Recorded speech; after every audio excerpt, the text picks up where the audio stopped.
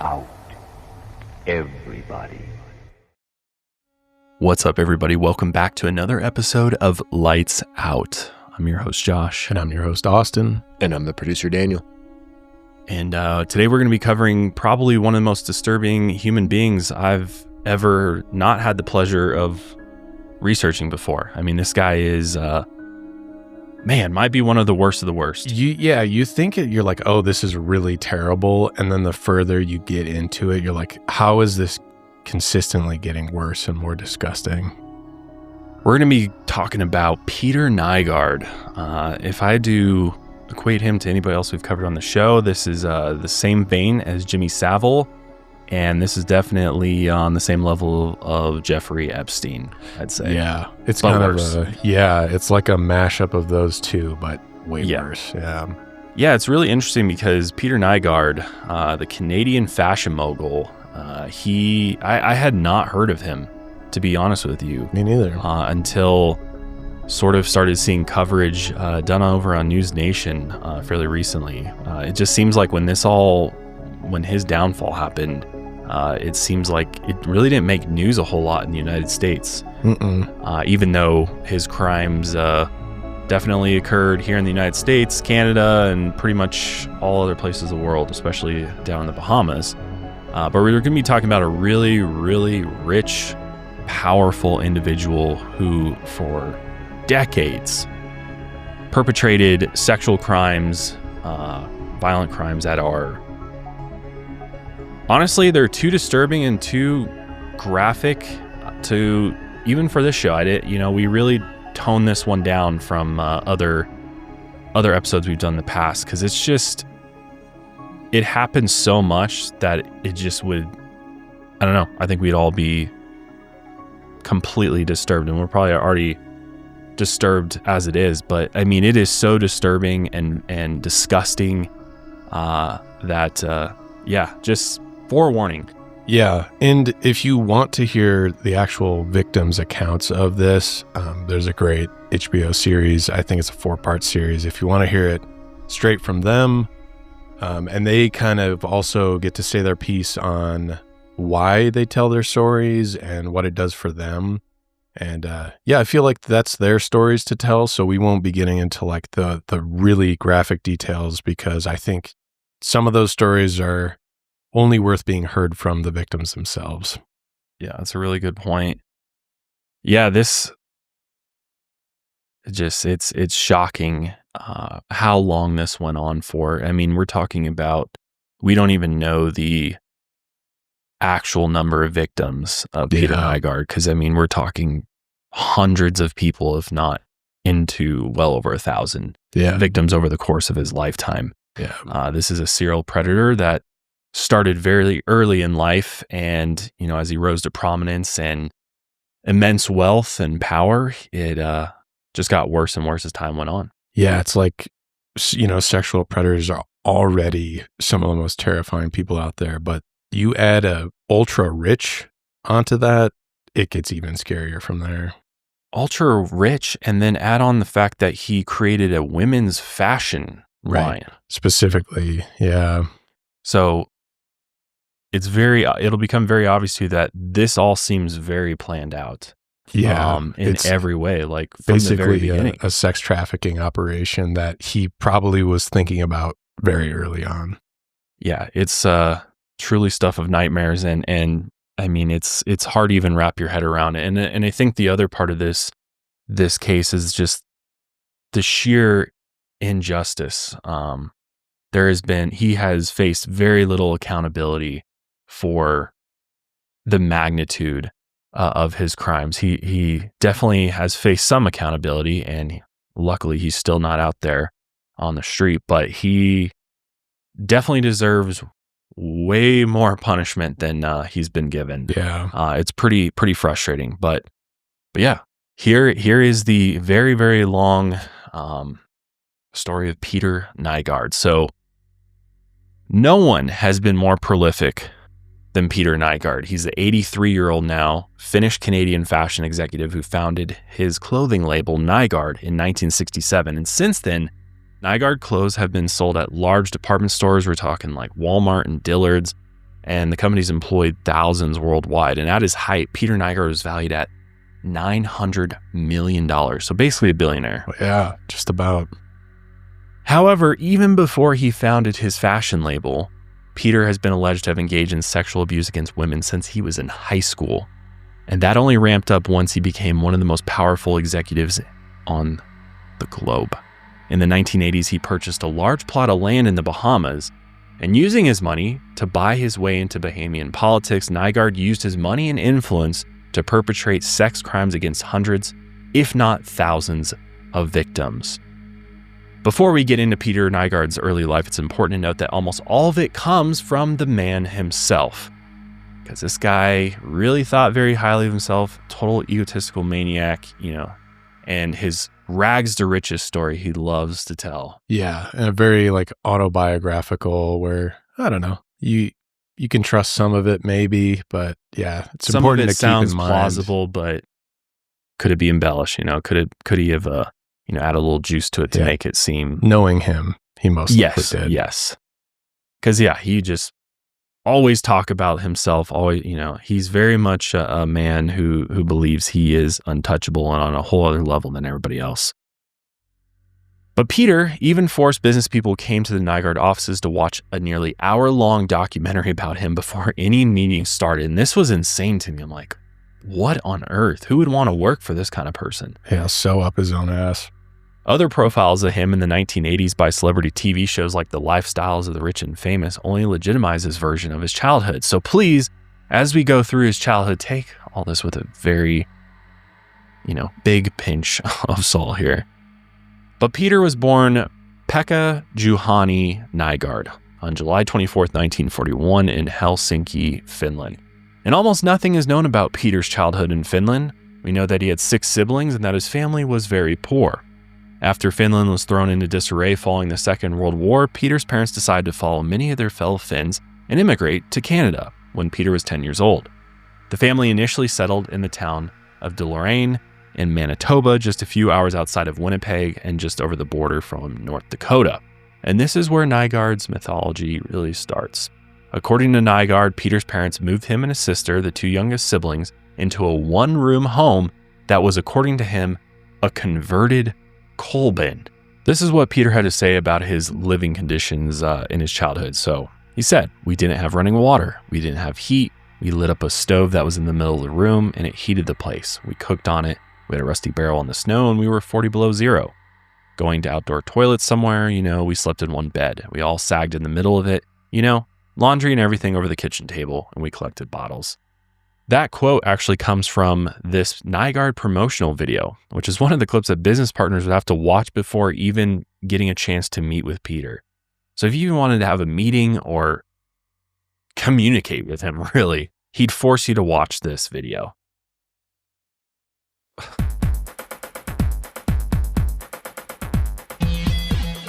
This is ridiculous. Fashion meets technology.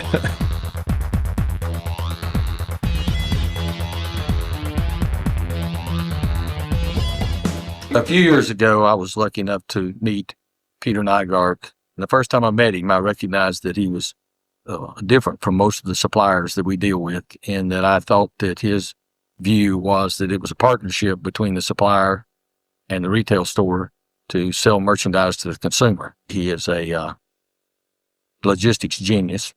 He has more ideas in a day than most of our suppliers have in a year, and you couldn't ask for a better partner than Peter.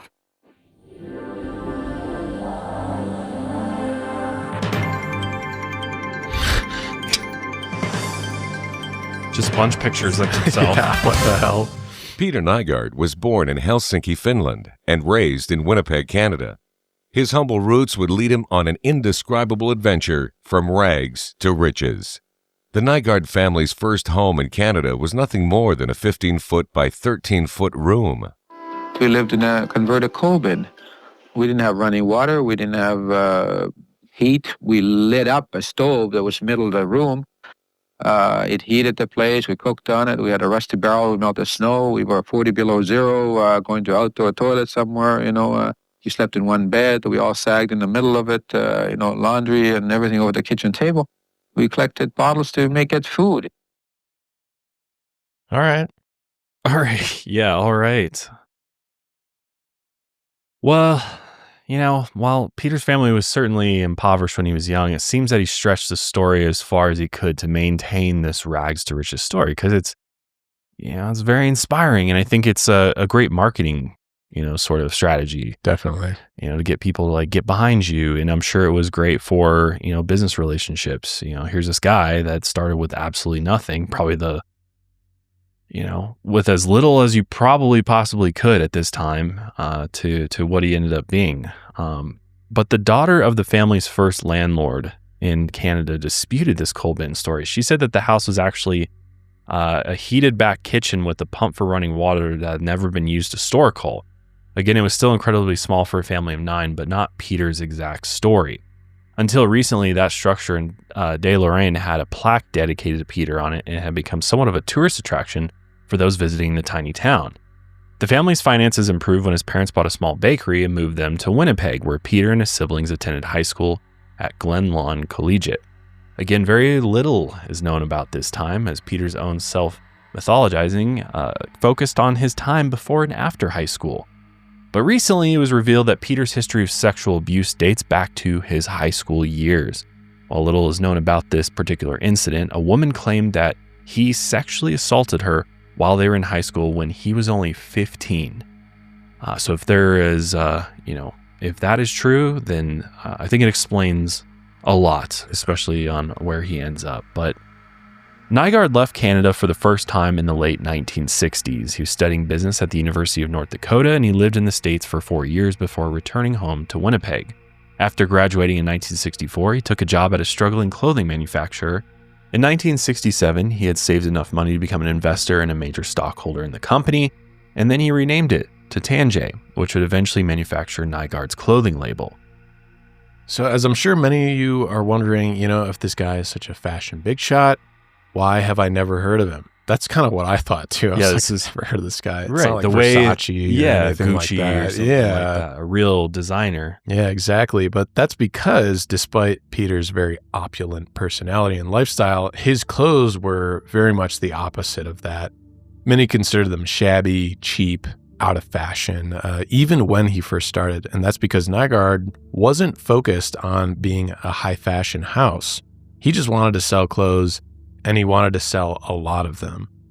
Here's Peter explaining his idea behind Nygard Fashions. Again, pay attention to how he refers to himself. He speaks like he invented fast fashion, which in a sense, maybe he did. He might have been the first of his kind, but here's what he said, quote, "When I got into the industry, the post-war baby boom was occurring and everyone's telling me that half the population is under the age of 25. And I sort of cleverly figured out that if half of them is under 25, the other half must be over 25. We've built a garment for the average 40-year-old who has the average problems of her figure." It's good, look out. "Who tends to be a little heavier at the hips and smaller on the top. There's a shape that we rather not admit, but that is our shape, and we face the reality of it." Which, there's so much wrong with that. Yeah, I know. He's kind of a problematic He's statement. being very blunt about it. I mean, in a way, he's almost trying to say like, hey, our body shapes are what they are, but it's weird how he puts it like it. I don't know. I don't There's like the way a shape we rather not admit. Right, yeah, I don't like that. So here are some clips from Peter's 2008 Dillard's World Tour, just so you can kind of get an idea who Nygard marketed to and what they kind of thought of him. Dillard is the #1 technological company in department stores. We are the #1 technological company in our end of the business. We melt it together. People here are having fun. They're excited to see him. He's a great guy. Now my husband has to build me another closet. That's what he keeps saying he's going to do. I was here Saturday shopping, and I'm back again today shopping.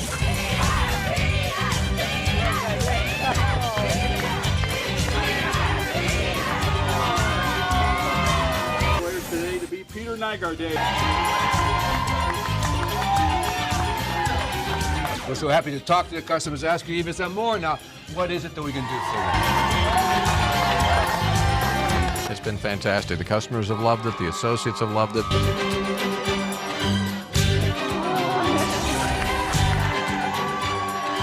that your fashions are going to whip all the competition. So exciting. Product sells very well for us. It's one of our top selling brands in the store. Awesome person. Oh, it was great. Everybody was hollering. Oh, I love it. We're having a good time. This is girls' day out for We do the real people. That's our marketplace. We'll let him come anytime he wants. Every time I come with my sister, we're in the Nygard section. This week, we both spent over $2,000 on his clothes.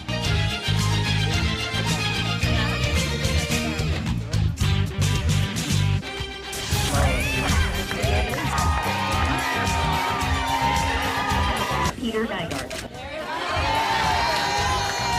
You will not find another product as competitively priced as ours. A lot of, I'm not even saying this from a judgmental standpoint, but it seems like he's very much targeted like the middle-aged mom. And that's his demographic for his clothing. Seems like 40, somewhere from like 40 to 60. Yeah. That's kind of what he's mall targeting. Shopping style clothes. Yeah. Yeah. The Dillard shopper. Yep. The Macy's exactly. shopper. Yeah, exactly. My mom. And, I forgot to ask her if she's ever bought Nygard clothes before. Oh, yeah, that'd be interesting. I feel like she probably has, just considering she buys a lot of her clothes from the department stores, even still. So there's probably a good chance she did. But yeah, it's just bizarre because he's got his face everywhere. Right. It's a clothing line for women, yet it's got this dude's face all over it. Yeah. Maybe that's his selling point. That's his strategy, maybe. And I'm sure for the time there were some women out there that found him attractive and found, it's kind of this, here's a single guy, and he's mythologized himself and he's kind of like, oh, Peter Nygard. And he's like going to the, the launches and things like that. He's like he's his own mascot for his clothing line. Exactly. Basically what and there's tons of brands that are still like that now. I mean, think about Apple when Steve Jobs was around. It's true. Same kind of, obviously not the same, but you see a guy, nerdy looking guy with a turtleneck tucked into his jeans. But Boom. imagine if Steve Jobs had like plastered his face on like all of the Apple store boxes in the Apple store. They had like a face super of him weird. in there. It's kind of weird. I wonder if that would have worked because Apple's known for being, very minimalist packaging. Their design is, it seems like Steve Jobs would have no place in their actual marketing. But I think like people, especially shareholders, liked Steve Jobs, kind of almost like face. the marketing for the business end of it. Right. Whereas Wozniak was, behind. We're never showing Do his not face. show him. Yeah. But for a women's clothing brand, kind of odd. Yeah, it is a little odd. I agree. This episode of the podcast is brought to you by Hungry Root. If you got a busy schedule like we do, you know how little time you have, or really just time you want to spend planning out your meals, hauling your butt to the grocery store, especially on a Saturday. Forget about it. Man, I mean, that's my day off. I don't want to have to go to the grocery store. And it's just busy. It's always busy. It's a madhouse. Yeah, it is. It's stressful. Mm-hmm. It's a stressful thing. So just stop doing that and get yourself some Hungry Root, because Hungry Root makes it extremely simple to get top quality groceries that are healthy, nutritious, but not only that, you can get your meals put together for you. They only take 15 minutes or less to make. And that is a fact based on our own personal experience. And I actually pay for Hungry Root. I love Hungry Root so much. I pay my hard-earned cash for them to provide meals for my family every week because it literally saves me so much time. And it's so delicious. Like everything I've had is amazing. Last night I made pasta alla vodka. With some home-style meatballs, and it was it's so good and it's so easy because it's a lot of their stuff is just a matter of heating it up. It's already cooked. You're just kind of heating it up, and you would think that it wouldn't taste good or it wouldn't have the quality of like, a home-cooked meal, and it really does. And it's just so simple. It's like throw the meatballs in a pan and like warm them up and fry them up, and then you're heating the sauce up, making the noodles, and boom, you have a delicious meal for your family. You know what I'm a sucker for? The snacks. Yeah, they have great It kind of surprised me with how good the snacks are. I think that was the first time I had ever had turkey jerky. And because I'm like, how could this be good? And then it turns out it's pretty good. Pretty good. Yeah, Hungry Root comes in clutch every week. And, you know, if you're tired of all the stresses of meal planning and cooking and really cleaning too, because there's minimal cleanup, then you definitely need to check out Hungry Root. They have 15,000 recipes that are shipped each week. So there's something for everybody's taste and nutrition preference. And you can customize them. They even, like Austin said, they have snacks, and they have kids snacks and smoothies and salad kits and even supplements if you want. Oh, yeah. So I love Hungry Root. Austin loves Hungry Root. So take advantage of this exclusive offer. For a limited time, get 40% off your first box, plus get a free item in every box for life. Go to hungryroot.com/lightsout and use code lightsout. That's hungryroot.com/lightsout, code lightsout to get 40% off your first box and a free item of your choice for life. hungryroot.com/lightsout, code lights out, baby.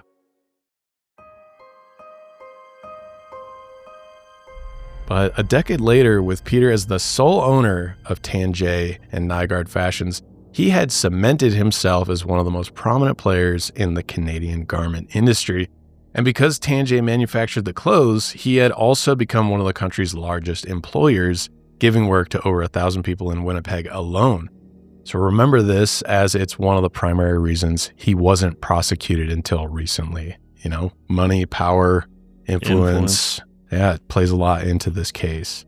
But it wasn't just his clothes that made Peter famous at this point. The 1980s was really when he began to cultivate his public persona, as we can see in that video. Not only was he the poor Finnish immigrant who became a millionaire a decade after starting his business, but he was also a playboy womanizer and had, in his own words, quote, Viking Gatsby good looks. I don't know about that's going a bit far, my dude. I don't know about that one. Viking? Yeah, I don't even, what does Viking mean? I've never heard anyone say I have Viking good looks. Didn't you have like a braided beard? And what, you're like Gatsby because you're rich? Like, yeah, I don't get that. So Peter was a fixture at the Winnipeg clubs, always with one of his quote-unquote girlfriends on his arm, which, you know, we'll explain a little bit later. Early profiles on Peter focused on his fleet of Excalibur limousines, which doubled as offices, and his private Enforce jet, which boasted a bedroom and a pole used for dancing. Profiles mention that he would, quote, live at the office. His Winnipeg headquarters had a bedroom with a sectional sofa that transformed into a bed at the, quote, flick of a switch. Other switches in this room locked doors, dimmed the lights, and played romantic music under a mirrored ceiling. This is a huge no-no. Yeah. If you, any company where the CEO's got a bedroom, right? Like that is... Or really, there's no reason for anybody to be sleeping at their business. No. And let alone have locking doors and like a romantic setup. And I don't know if I'm totally off base here. I didn't grow up in the 80s. I wasn't alive then, but I fear that maybe this lifestyle that he had that was kind of known was almost an appeal. Like, oh, look at this guy. He has a lot of sex. He's really successful. He went from nothing and made something of himself, and now he has all this like gross sexual stuff. Yeah. I wonder if people then were actually looking at it as a positive rather than now in hindsight. It's like, yeah, clearly this is disturbing. Yeah, you're probably right. I think that's the hard thing whenever we look back at these types of stories. It's hard to remember. Well, we don't remember because we weren't there, but right. It's impossible to know what society was like at this time unless you lived through it. Right. So we have, I mean, I think you're right. I think it probably was kind of glamorized and was like, oh, it's just, look at this guy. Look at so this cool. guy. Yeah. It's giving me like Hugh Hefner. Yeah, very much. Vibes. He gives me similar vibes as very much. I agree. But it wasn't just the lifestyle Peter wanted to entice people with. It was also convincing those around him that he was handsome. While Nygard, the brand, made comfortable clothes for older women, its marketing was almost always photos, like Josh was saying, of Nygard, the man, which, yeah, it seems to be counterintuitive to what they're selling. But just looking at Nygard's promotional shoots throughout the years, you'll see Peter in various levels of being undressed. Full suit, unbuttoned shirt, and of course, him shirtless, flowing blonde hair on full display. Very tan. Yep. For a man from Finland, tan. He is extremely tan. Yeah. And he loved to do, I always notice, like, he kind of always does that arms crossed to kind of make his bicep. Like it's almost like he's pushing on his biceps to make him a little bigger, you know? Well, you know, the guy was like getting a muscle pump in before his photo shoot. He's probably like doing push-ups or had like, you know, like resistant bands to try to like get those muscles to pop. Get the veins out, Or he'd be like, just edit them, man. Like, focus on the muscles. Photoshop, Make himself look as attractive as possible. Yeah, And in Winnipeg, it was almost impossible to escape his influence, whether creeping around the nightclub scene, plastering on posters near the airport, welcoming visitors to Winnipeg, or appearing on various TV shows about the rich and famous. He was just everywhere. Those images outside of the airport had become so much of a meme that his lawyers sent cease and desist letters to users on Reddit to stop making fun of him. That's hilarious. The Fortune show, How to Make Millions, covered Peter in 1979, showing how he conducted business in Winnipeg, LA, and his eventual property in the Bahamas, which we'll get to later. A lot of the horrific things come out of this property in the Bahamas. While we can't find the full episode, the CBC podcast Evil by Design described how this episode and many others at the time depicted Peter Nygard. In the beginning, Peter flirts with a blonde woman who adjusts his hairband before he goes sailing. He tells her, quote, "Let me look in your eyes," before showing him hanging out with David Soul from Starsky and Hutch, one of the many celebrities Peter was filmed palling around with. I swear I even, it kind of flashed too fast, but I think they showed in one of the videos we watched, it's like just a picture of him and Sean Connery. So he definitely tried to be like, look, I'm a celebrity too. He really wanted to sell himself like that. The final scene shows Peter running along a beach with his chest exposed and blonde hair streaming behind him. In voiceover, he says, quote, "You are married to this that you have, this goal that you have. You get a tremendous satisfaction out of training for whatever you train." What does that mean? I don't know. Something disgusting, I'm sure. Yeah, right. However, it was also around this time that there was an open secret throughout Winnipeg. Peter Nygard was a sex criminal, and the state wasn't willing to do anything about it. Yeah, because he had quite a few run-ins with the law over the years, but his first known brush with the law came in 1968 when Detective Des Deportes arrested Peter for sexually assaulting a young woman who worked at his factory. This incident wasn't revealed until 2021 Fifth Estate article where they actually interviewed Detective Deportes. And according to the Fifth Estate, the charges were dropped after the woman refused to testify. And this same situation would play out once again in 1980 when Peter was charged with in Winnipeg, and the charges were ultimately dropped after the woman refused to testify. So you start seeing this pattern playing out. Between 1983 and 84, an 18-year-old Nygard employee who Peter had sexually harassed at work approached a police officer she knew personally to look into Peter to see if he had anything else on his record. Here's the woman giving an anonymous interview to the Fifth Estate. She was 18 in 1983 when she got the job with Nygard. She's never spoken publicly about it before, and we've agreed to protect her identity. She says at work, Nygard sexually harassed her, constantly. I was kept working very, very late, and I was very well aware of the fact that there were no more buses running. Late one night, Nygard offered to drive her home. I was still living with my parents. That's how young I was. And he wanted, it was, you can be my girlfriend, you're sexy. Ugh. And I just got the heck out of that car really quickly and ran into the house. She says when the harassment persisted, she arranged to meet again with the Winnipeg detective, who told her to do whatever she could to get away from Nygard.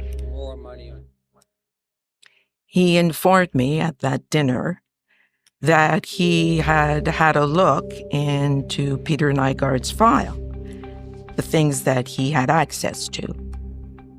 And he said that his file is 10.5 inches high.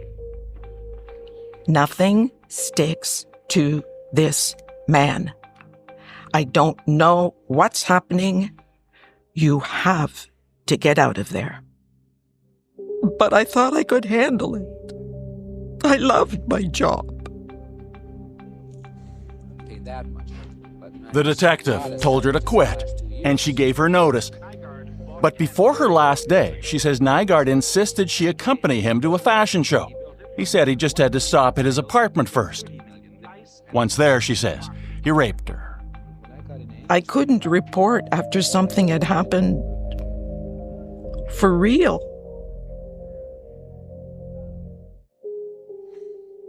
I was too scared to say anything. I felt so ashamed that I had to quit. Just absolutely horrific. Yeah. And unfortunately, we'll see this time and again. This is how he operates. He often holds people's careers and livelihoods over their heads. It's like, oh, if you want this opportunity, you know, he does a lot of that. So I think her story is similar to many, where it's like, you know, you get into, I think people's jobs, you know, generally mean a lot to them, and he knows this, and he's in ultimate control over that too. Exactly. Being the boss. Yeah. So he leverages that absolutely to do horrific things to people, which is just pure evil. And I mean, there's so many different ways that he would make all sorts of threats, and, you know, the threats escalate as time goes on. But obviously the number one tool he has at his disposal is money. The guy's filthy rich. He's well connected. And so he was very well known for offering large sums of cash to victims and their families. He'd also use that same cash to bribe politicians and people in power. And especially we'll see this play a major role when he moves to the Bahamas. And then not only that, he would hire known criminals to engage in intimidation against victims. So then there's this violent aspect to it, where he's hiring, you know, people who are willing to hurt other people for money to intimidate people. Yeah, and then they're going to come forward. And then you wonder why those people wouldn't testify in court, his previous victims. I think that's like a super important thing you got to remember as you go through it, because I can already see some people out there like, well, why don't they just quit and leave? But it's like, no, he traps you. He took every leverage he could, and he exploited every possible tool at his disposal. And so many of his victims, as you'll hear, felt like their life was in jeopardy, not just from Peter himself, but we will see very crazy violent events that take place that would reinforce that way of thinking, because he's got who knows who he's got working for him. I mean, he's got private security and bodyguards, but he's also got all of these, whether they're mafia or just, you know, thugs that work for him under the table to go and make things happen. I mean, he's a shady guy. I mean, nothing's off the table for him. And on top of that, he employs a ton of people. He's very powerful. He knows how to weasel his way into politics. He's incredibly powerful. So those who are willing to say like, oh, well, why didn't they just prosecute him, charge him with a crime or whatever? That's really reductive. And we know that's not how it works often, especially in sexual assault cases. It's just not that simple. I think if you try and oversimplify things to, oh, well, you committed a crime, why didn't you prosecute him? In these cases, especially with someone ultra rich and powerful, we know that's not how these cases work. No. And especially when you hear this element, I mean, in Winnipeg, Peter was untouchable for several reasons, because he was one of the city's most prominent celebrities and businessmen. And so Winnipeg would actually use all sorts of images of Peter to advertise their city for tourism and really just importance within Canada. They're like, oh, well, we have Peter Nygard and Nygard International as company. And on top of all of that, Peter was the Nygard brand, and that brand just happened to be one of the largest employers within Winnipeg. According to the Fifth Estate, city officials feared that putting Peter behind bars would not only threaten the company, but the entire city's economy, which is just fucking disgusting. Yeah. That we are gross. Putting a city's economy, which I don't even fucking buy that shit either. I'm like, really? You think the whole economy is going to go to shit? Like, yes, it's probably a major driver for the economy, but at what cost, you know? Right. Yeah. I mean, from Detroit, you know, when the auto businesses pulled out of Detroit, like you can, destroy a city. Urban blight is real. I'm not sure how much of a stake. I'd like to see the numbers exactly how much like Winnipeg would have been hurt if he had been taken down. I'm not really convinced that big of a scale here, but I could be wrong. Yeah, are we talking the same scale as automakers? Yeah, right. We're talking about fast fashion, right? Cheap women's clothing. Yeah, and 1,000 employees, not that much. No. Yeah. No. I mean, it is, but in the grand scheme of things, it's not, right? Well, when you compare it to other examples like you're just talking about. But I think the underlying thing is he is so well connected with those in power. I mean, he was best friends with, I believe, the governor there, and just ran in those circles and probably helped pay for campaigns to get elected, you know, lobbied for them, and, you know, hey, if I scratch your back, you scratch my back type of thing. And so he's got everybody owes him something, or worse, they're participating in some of these crimes that are happening, and they don't want to be found out either. I mean, who knows, but it's hard not to think that, right? Yeah. So as we go forward and continue down the road of Peter Nygard, and the fact that he might be literally the biggest sex criminal in known history, because there are potentially thousands of victims here that we won't be able to talk about every victim in depth. However, it doesn't make their stories any less important. Plus, many of the victims have wanted to keep their stories and identities private in order to protect their identity and, you know, their families, which I totally understand. So we'll be focusing on those who have given extensive interviews or have been involved in criminal and civil suits against Peter for the crimes he committed against them. But one of the earliest reported instances of sexual violence committed by Peter happened in 1972 to an anonymous employee of the Nygard Company in Winnipeg named Susan. Before we get into the story, we should mention how Peter ran his business. Aside from forcing everyone to watch documentaries about himself before a meeting, he also made sure that employees followed his quote-unquote Nygard dictionary. This is fucking bizarre. Yeah. Where words like please and thank you were not allowed. Everyone had to be cold and to the point, and he was known for outbursts against employees for minor infractions, and he really just ran his whole business like the military. I mean, he which is so fucking bizarre. Yeah, it's funny that he uses, it's like Nygard dictionary, but it's actually, you're putting a cap on vocabulary. You're limiting what words can be used. And that's like inherently fascist, right? Like you cannot say this actually, right? Yeah. I mean, that's what he wants. That's the type of leadership he wants. Yeah. He doesn't want any environment or situation where somebody can question him. Yeah. Which means nobody can hold him accountable. And then the military thing, I think, is just sort of a fear tactic. Oh, for sure. It's like, oh, you just can't screw with fear me because I'm the general. You know? Yeah. No politeness, no nothing. Down to brass tacks, and I get to act like a crazy animal whenever I want to. Yep.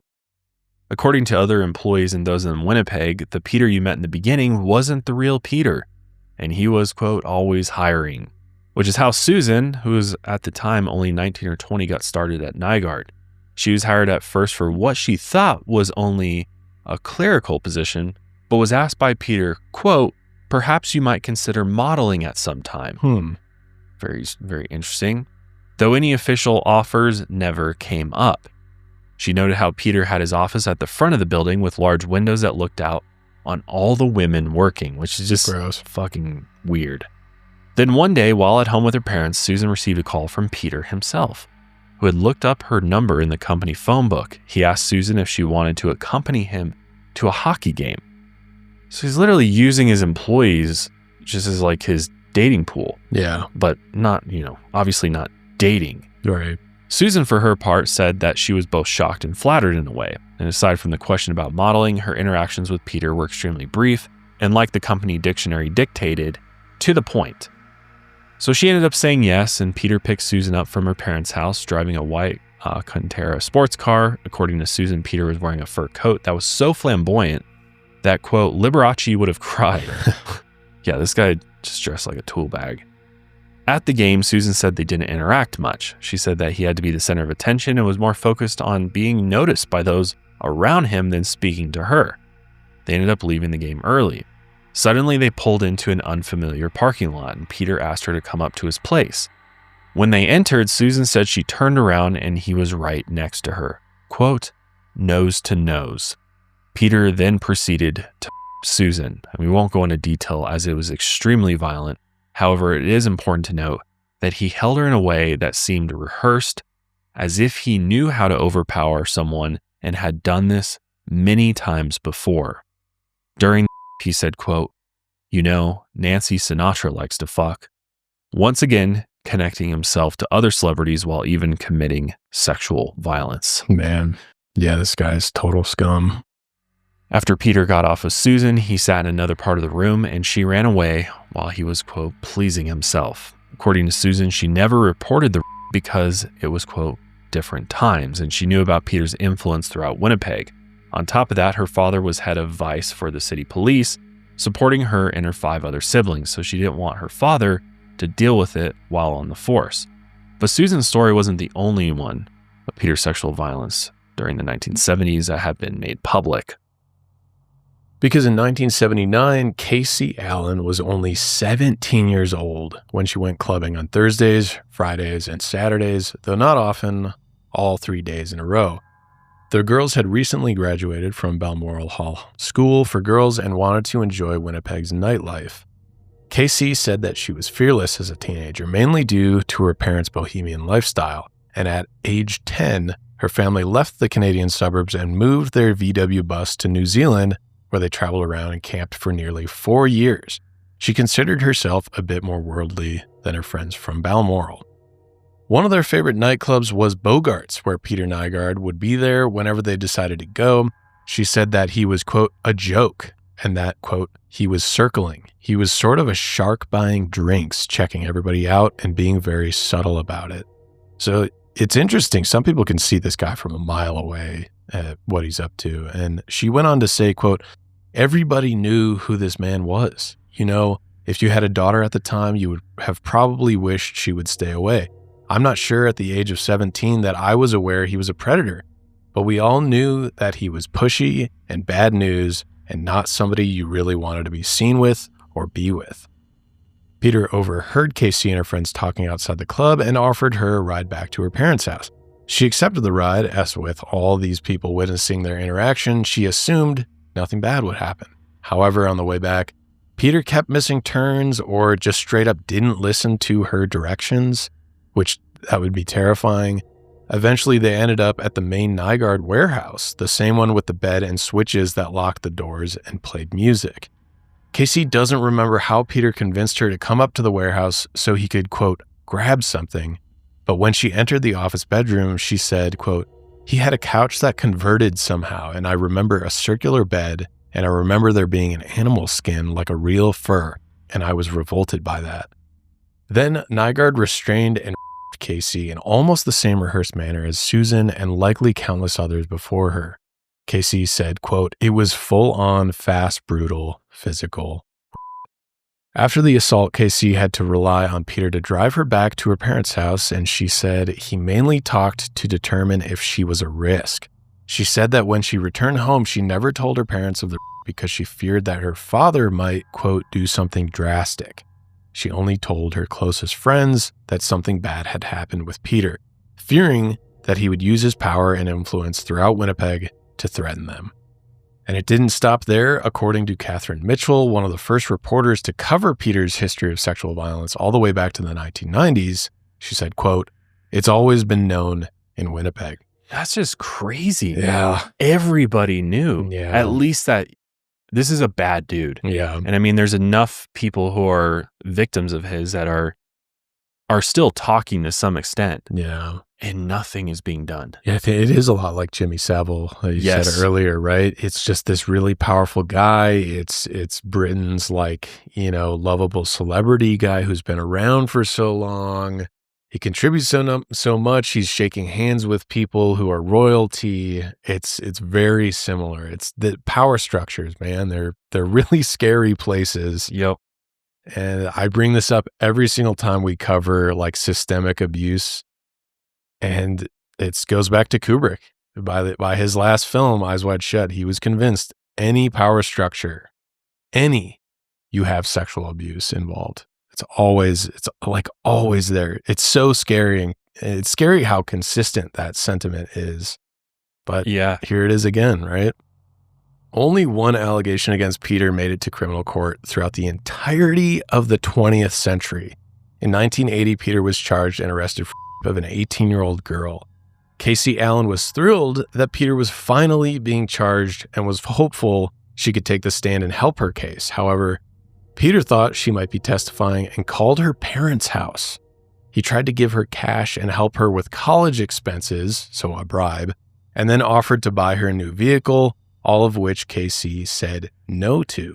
So good on her. Then Casey said she was finally able to tell Peter everything she had wanted to in the year since he assaulted her. She said, quote, "I yelled at him for so long, I lost my voice. I called him every expletive I know alphabetically. The joy and beauty of that moment for me was he couldn't hang up on me." Prosecutors were able to get the girl to take the stand, but she refused to answer any questions during her testimony. The judge had no option but to end the proceedings, and eventually the charge was stayed by the Crown, and Peter walked away unscathed.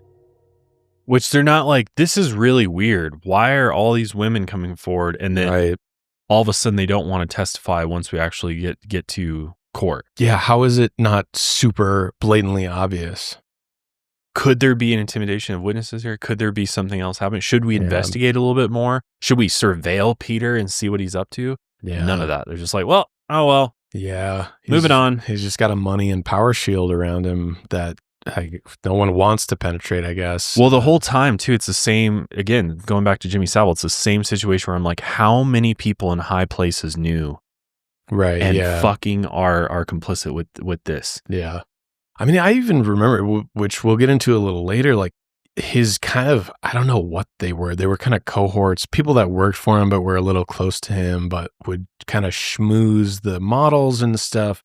They all must have known, right? Like, there's no doubt. Well, especially when we get to the Bahamas. I mean, 100%. There is no way any employee who is not being abused by Peter at that location had no idea what was going on. There's just no way. All of those employees should be investigated, yes, taken down. It's insane that place even operated as it did.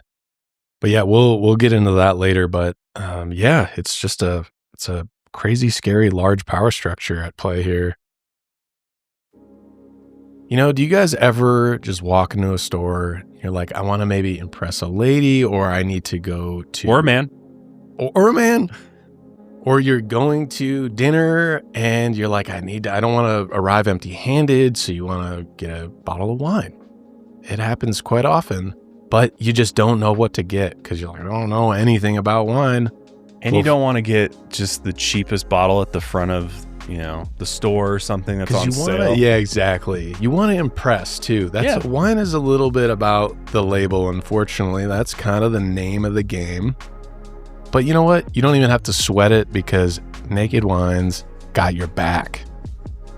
Yeah, this podcast is sponsored by Naked Wines.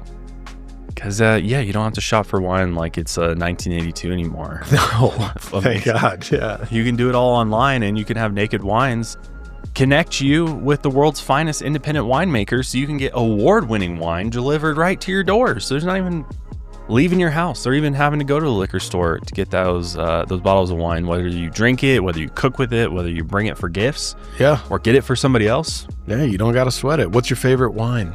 Do you have a favorite wine?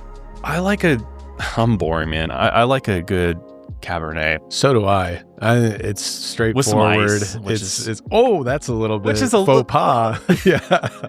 Here's a weird thing about Naked Wines that I love, which there's no ad copy for this, and it's a very niche thing that I like about it. It's just the fact that you get 6 bottles at once, so you can store. Just like people come over, they're like, "Whoa, he's got a wine collection over here, right?"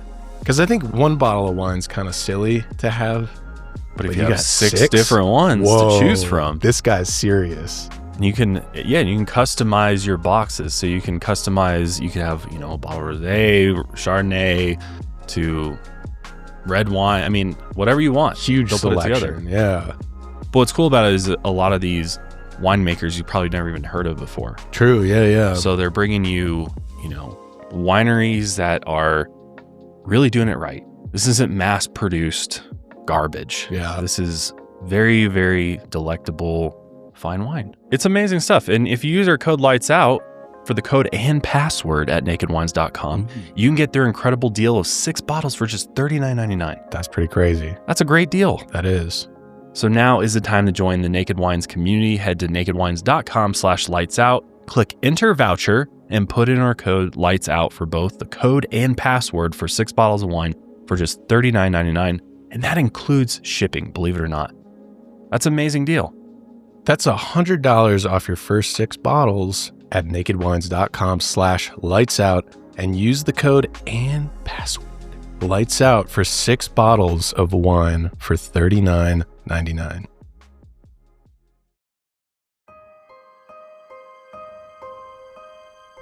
So weeks later, a magazine wrote this about Peter, and this is very similar to Jimmy Savile. Peter Nygard was in bed with Miss Sweden when the telephone rang, and most media publications continued to perpetuate Peter as this playboy and not as a prolific sex criminal. If you remember the Jimmy episode, it's just like, oh, that's just Jimmy. Yeah, it's the same type of thing going on. So they're doing the same thing. So 3 women who worked at Nygard did leave the company in the 1990s and brought their complaints to the Manitoba Human Rights Commission, which launched a lawsuit against Peter for abusive behavior, harassment, and sexual harassment.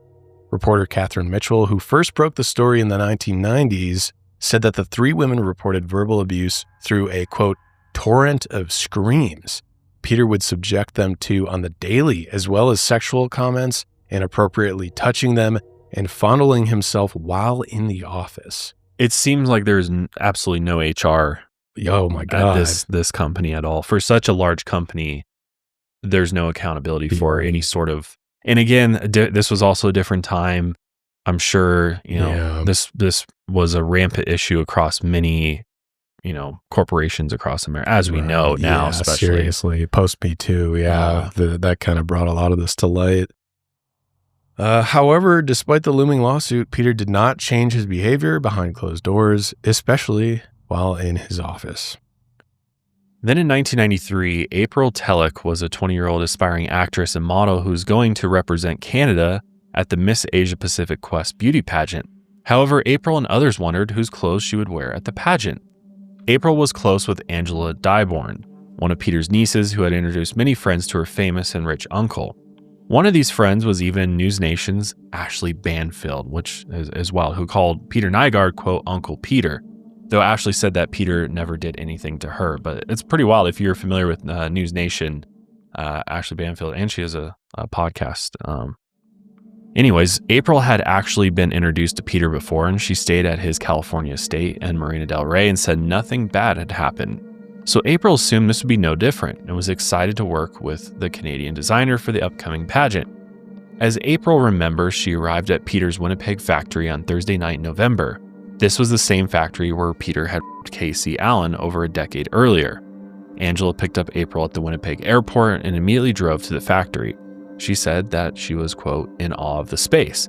Then she and Angela went to dinner where she told April that she would be staying in one of the executive suites in Winnipeg, which was the same setup when she visited the house in Marina del Rey. However, it became clear that this would be different when Angela dropped her back off at the warehouse, where Peter also arrived driven by a chauffeur. The first thing Peter said to her was, quote, wow, you're better than I remember. Ugh. Then Angela left the warehouse and April was alone with Peter. He took her to his office with the bed and showed April around. She was impressed, but was also wondering where she would be sleeping. And Peter just said, quote, oh, here. When April said that she wasn't going to sleep with him, Peter said, quote, what did you think was going to happen? And he says this a lot.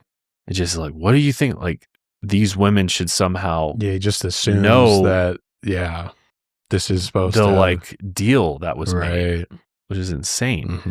April responded by saying, quote, I am not going to sleep with you tonight. I will not sleep with you tomorrow. That is never going to happen. Because these women are like, ew, what the fuck's going on here? Yeah. April, who had been modeling since she was 13, had never been put in this kind of situation before. So she went to the bathroom in the suite where there was a landline phone. She called the airline company to see if she could fly out of Winnipeg that night, and unfortunately, there would be no flights to Vancouver until the following Tuesday. When April returned, Peter began physically pursuing her, eventually exposing himself. When she repeatedly told him no, he told her he couldn't let her leave the suite because, quote, I can't risk you telling anybody. Now that Peter had threatened not to let April leave, she stopped resisting. She realized years after the event that she suffered PTSD from a sexual assault that happened when she was 14, and the situation with Peter paralyzed her with fear. April was held in the locked Winnipeg suite for 2 to 3 days. Good God. Although she can remember the first night, there's chunks of time that are missing from her memory for the remainder of her imprisonment. She believed that Peter had even drugged her. She remembered that Nygard staff would enter the room routinely to bring them food and drink. April would be in the bed and Peter was completely naked walking around. She also remembered flashes of pornography played on the television and videos of Peter having sex with other women. She remembered pleading with Peter to let her leave, but he still threatened her, saying, quote, "It's winter. Your car could just go off the road." The final night, while Peter was sleeping, April went back to the bathroom and called Chris Nicole, a friend who lived in Winnipeg, and this also happened to be Peter's nephew. She asked Chris to call the police, but he said, quote, "You cannot call the police. I will come and get you." April told him that the door to the suite was locked and responded, quote, "If I have to drive my truck through the glass of the suite and if every shard of glass falls into my uncle, so be it, but I will get you out of there." April collected her things and began to find a way out of the suite, although she had forgotten her shoes. When April reached the door, she realized someone had left the key in the lock. She never found out who had put the key there, but assumed the employee who had brought them food must have seen the situation and tried to help her. She then walked through the warehouse and saw the flash of a security guard's flashlight. The security guard asked if Peter knew she was leaving and said he would have to call him before she could go. Which is like, ugh. So he's got his own security. Yeah, to keep people in. Keep people in. Yeah. April told the security guard, quote, "He is asleep. Do you want to keep your job? Don't wake that man up." And the security guard luckily listened, which that was a smart move there. Yeah. April then waited barefoot outside in negative 29 degrees Celsius weather until Chris finally picked her up. Chris told her that they couldn't contact the police because, quote, "He's richer than God. He owns the police. He owns everybody. He owns people." Yep. However, April's parents in Vancouver become worried after they hadn't heard from her for several days. They actually reported her missing, and an RCMP constable had arrived at their home right when April called. The constable dispatched police officers and social workers in Winnipeg to Chris's apartment. However, April was still frightened by Peter's threats and didn't end up reporting. While April never spoke to Peter again, he did try to reach out to her and her family, and she said, quote, "Nygard sent a box of clothes to my parents' house, I think to try and shut me up, which I thought was disgusting." So he knows what the fuck he's doing. Whenever he's pulling out the bribes, it's almost like an admission, right? Yeah, absolutely. However, she did reach out to her friend and Peter's niece, Angela, to find some accountability. Once April returned home, she said to Angela, "How could you do that to me? You set me up." And according to April, Angela responded with, quote, "April, I saw the tape. It didn't look like you fought too hard," which is disgusting. April would sue Angela in 2021 for the event. Peter's lawyer, Jay Prober, said he had documentation that proved Angela was not in Winnipeg at the time of April's. Chris signed an affidavit saying that when he picked April up, she was fully clothed and did not claim that Peter had her. So there is clear, systematic things being done to cover this up and to make sure that they tie those loose ends up wherever they can legally. And as people related to him as well who are trying to cover it up.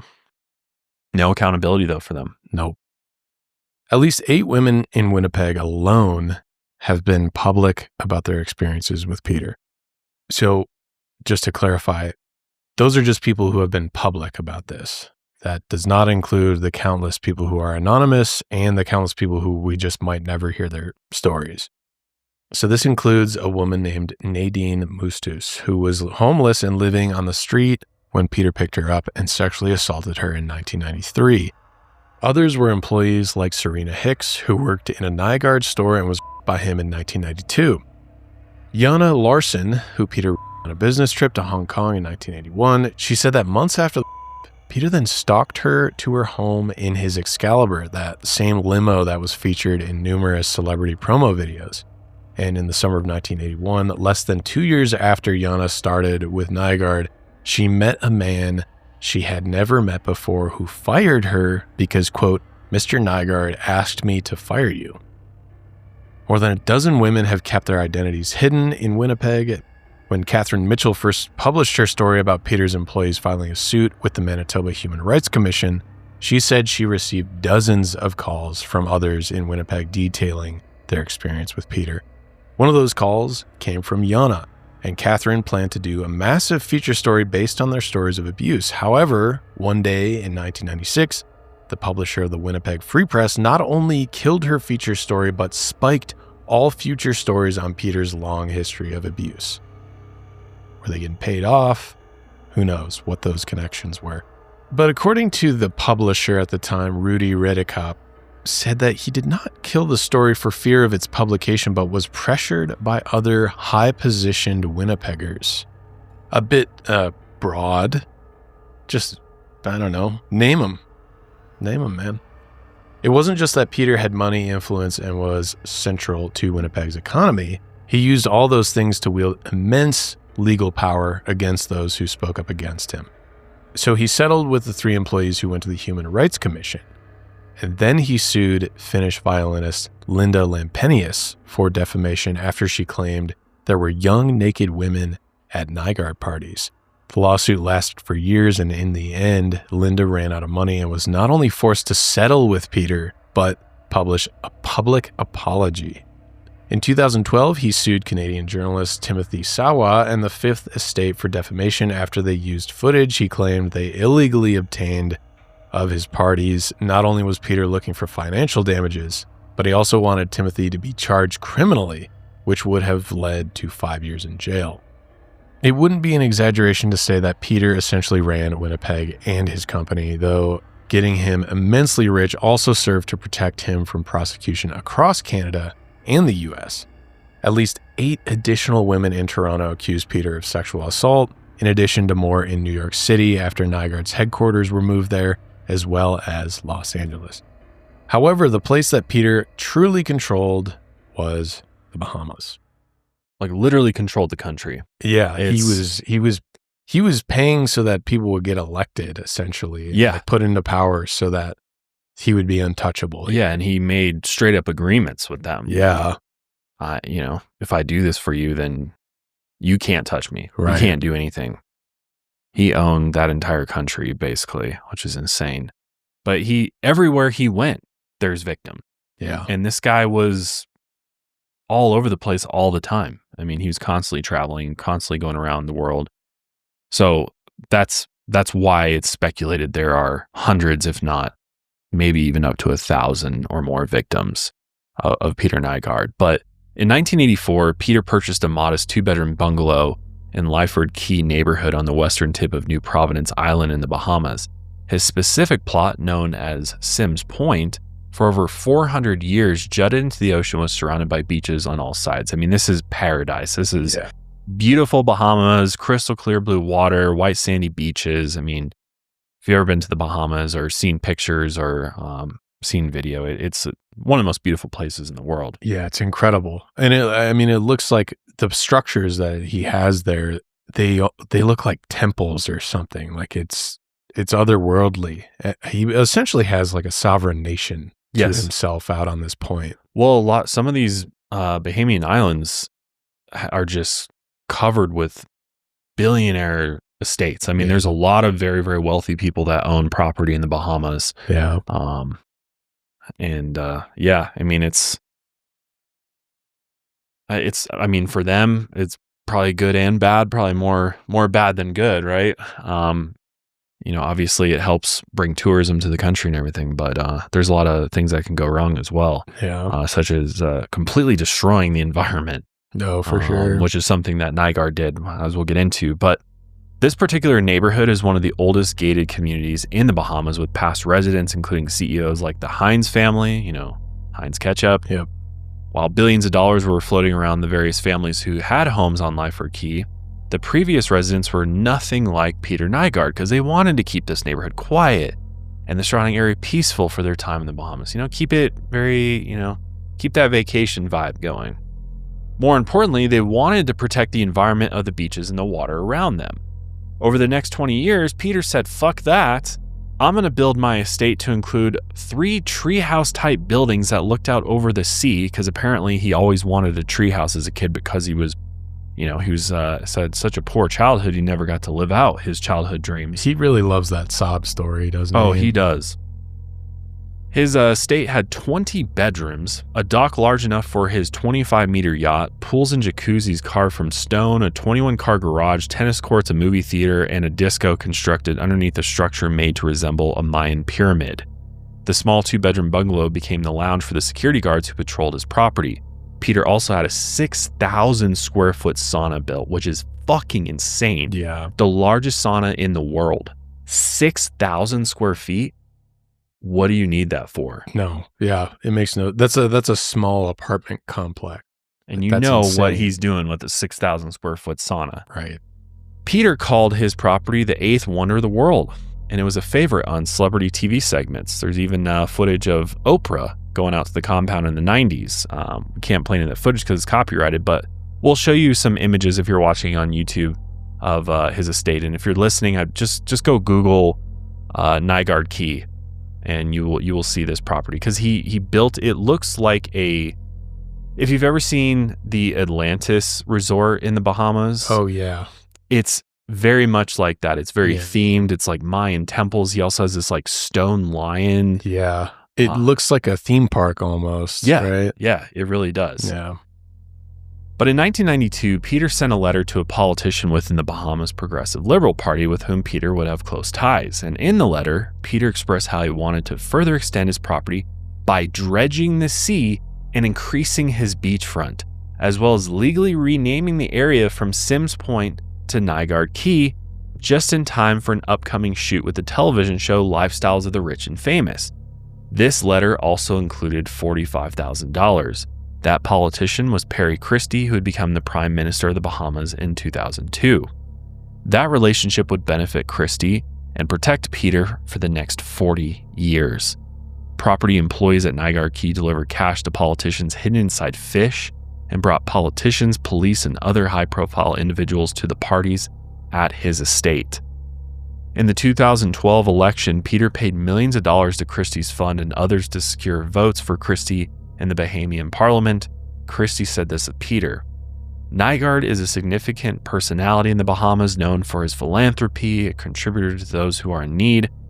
Christie said this while traveling to Winnipeg for the wedding of Peter's daughter, which Winnipeg Mayor Sam Katz also attended. So there you go. He's got two of the most powerful people at his kid's wedding. Yeah, and that's also very Jimmy-esque. Oh, Yeah. he's a philanthropist. He does Yes. a lot of good. Look at all the charity work he's doing. So so Nygard would funnel lots of money into the local communities. He would definitely do philanthropic work, but not with the right intentions. Yeah, only to make him more untouchable. Basically. Exactly. And then he would, he'd have he'd have kids come over to his property so they can enjoy the pools and everything. And we'll get into, where that goes really wrong here in a bit. But he really took advantage of the Bahamas in every way. Not only, dredging the sea to build his fucking Beachfront out. Yeah. causing destroyed tons of natural reef. So much so that they actually went back to them and were like, hey, dude, you fucked up all this natural ecosystem around Nygard Cay. You're going to need to fix it. And this was a whole dispute with the government for a while. And I think he did eventually do some rehabilitation of the reef around there, but he just didn't care. He doesn't really care. No. He doesn't care about the ocean or if it doesn't ecosystem. serve him, Yeah, he doesn't care fuck about it. it. Who cares?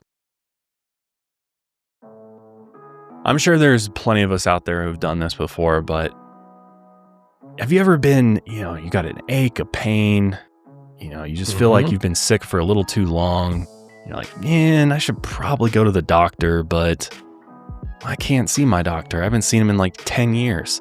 I don't even know if they take my insurance anymore. Or you're just like, it's just such a hassle. I'll just figure it out. I'll get better with time.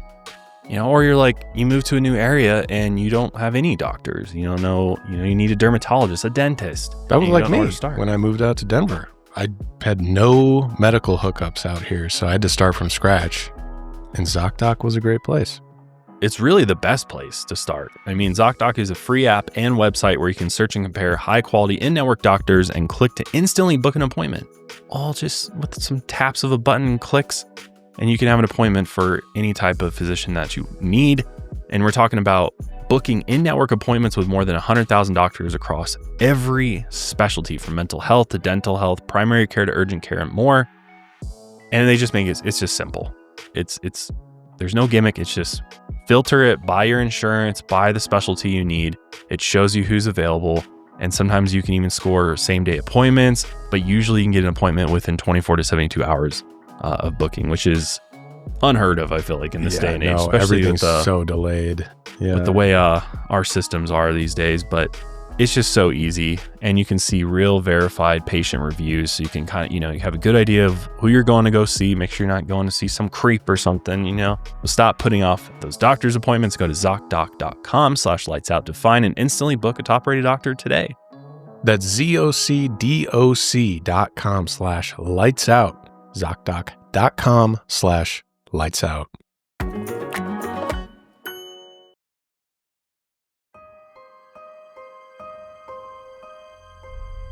While Christie won the 2012 election, Peter celebrated at his Times Square headquarters, and he shouted, quote, "We won! We won! One of the best nights of my life." Here's footage of that moment captured by Stephen Ferralio, who Peter initially hired to document his use of gene therapy. Instead, Stephen was tasked to film every part of Peter's life to make it seem more exciting and to make himself appear more famous. Almost like someone else we know. Let's take a look at this clip.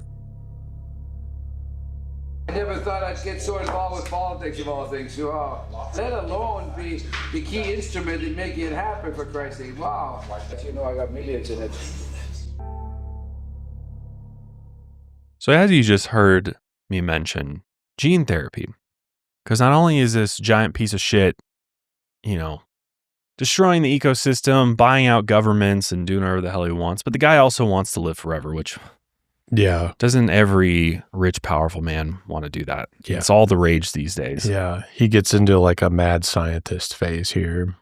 Yeah. So he's like, oh, there's ways to extend my life. I want that.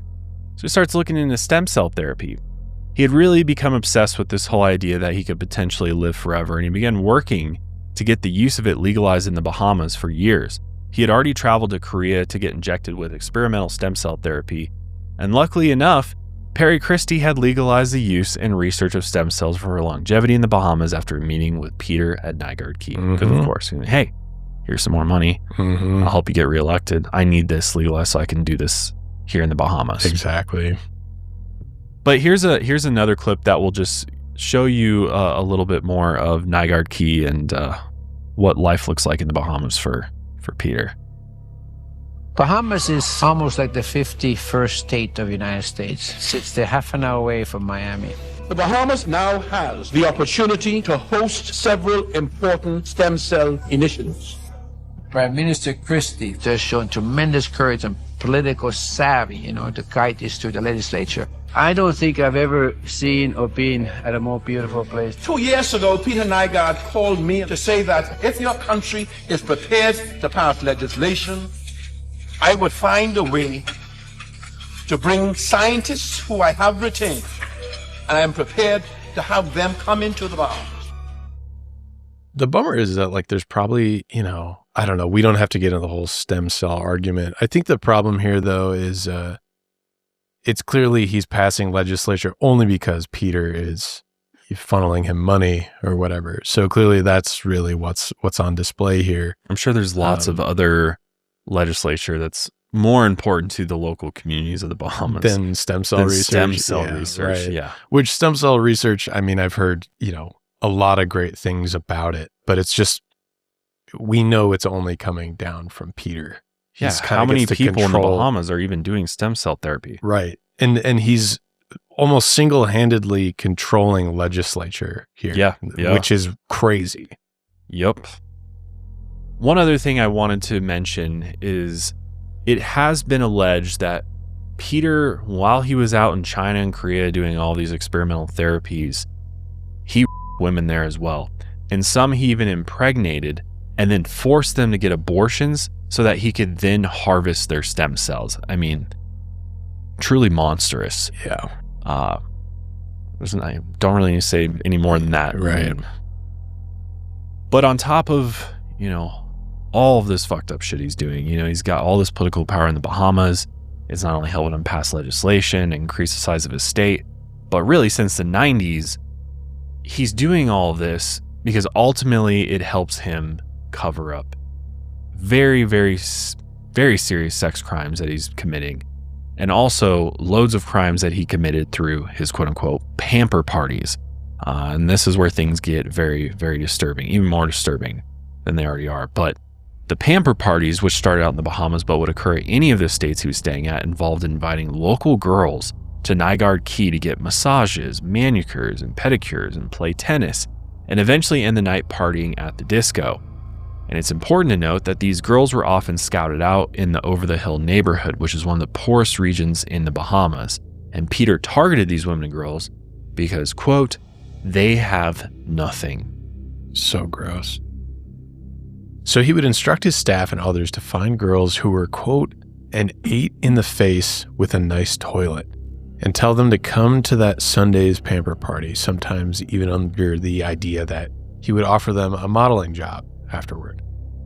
Then, at this pamper party, every girl would have their photo taken and they would be separated into different tiers based on their looks to gain priority for the next party. While at the party, these girls were given copious amounts of alcohol, and many of the attendees were underage, and many had never had a drink in their lives. Then Peter would pick some to have sex with.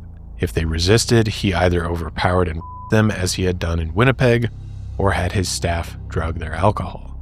After the assault, Peter would often pay these women, and since they were incredibly impoverished, they not only took the money, but continued to suffer the abuse and became recruiters for future parties. And it wasn't just the pamper parties. Peter had weekly poker nights where he would consult the database of all the women and girls he had photographed for the pamper parties and invite a select few of them, oftentimes using the same predatory tactics to assault them towards the end of the night. On top of that, Peter had a number of live-in quote-unquote girlfriends between his homes in the Bahamas, Marina del Rey, New York, and Canada.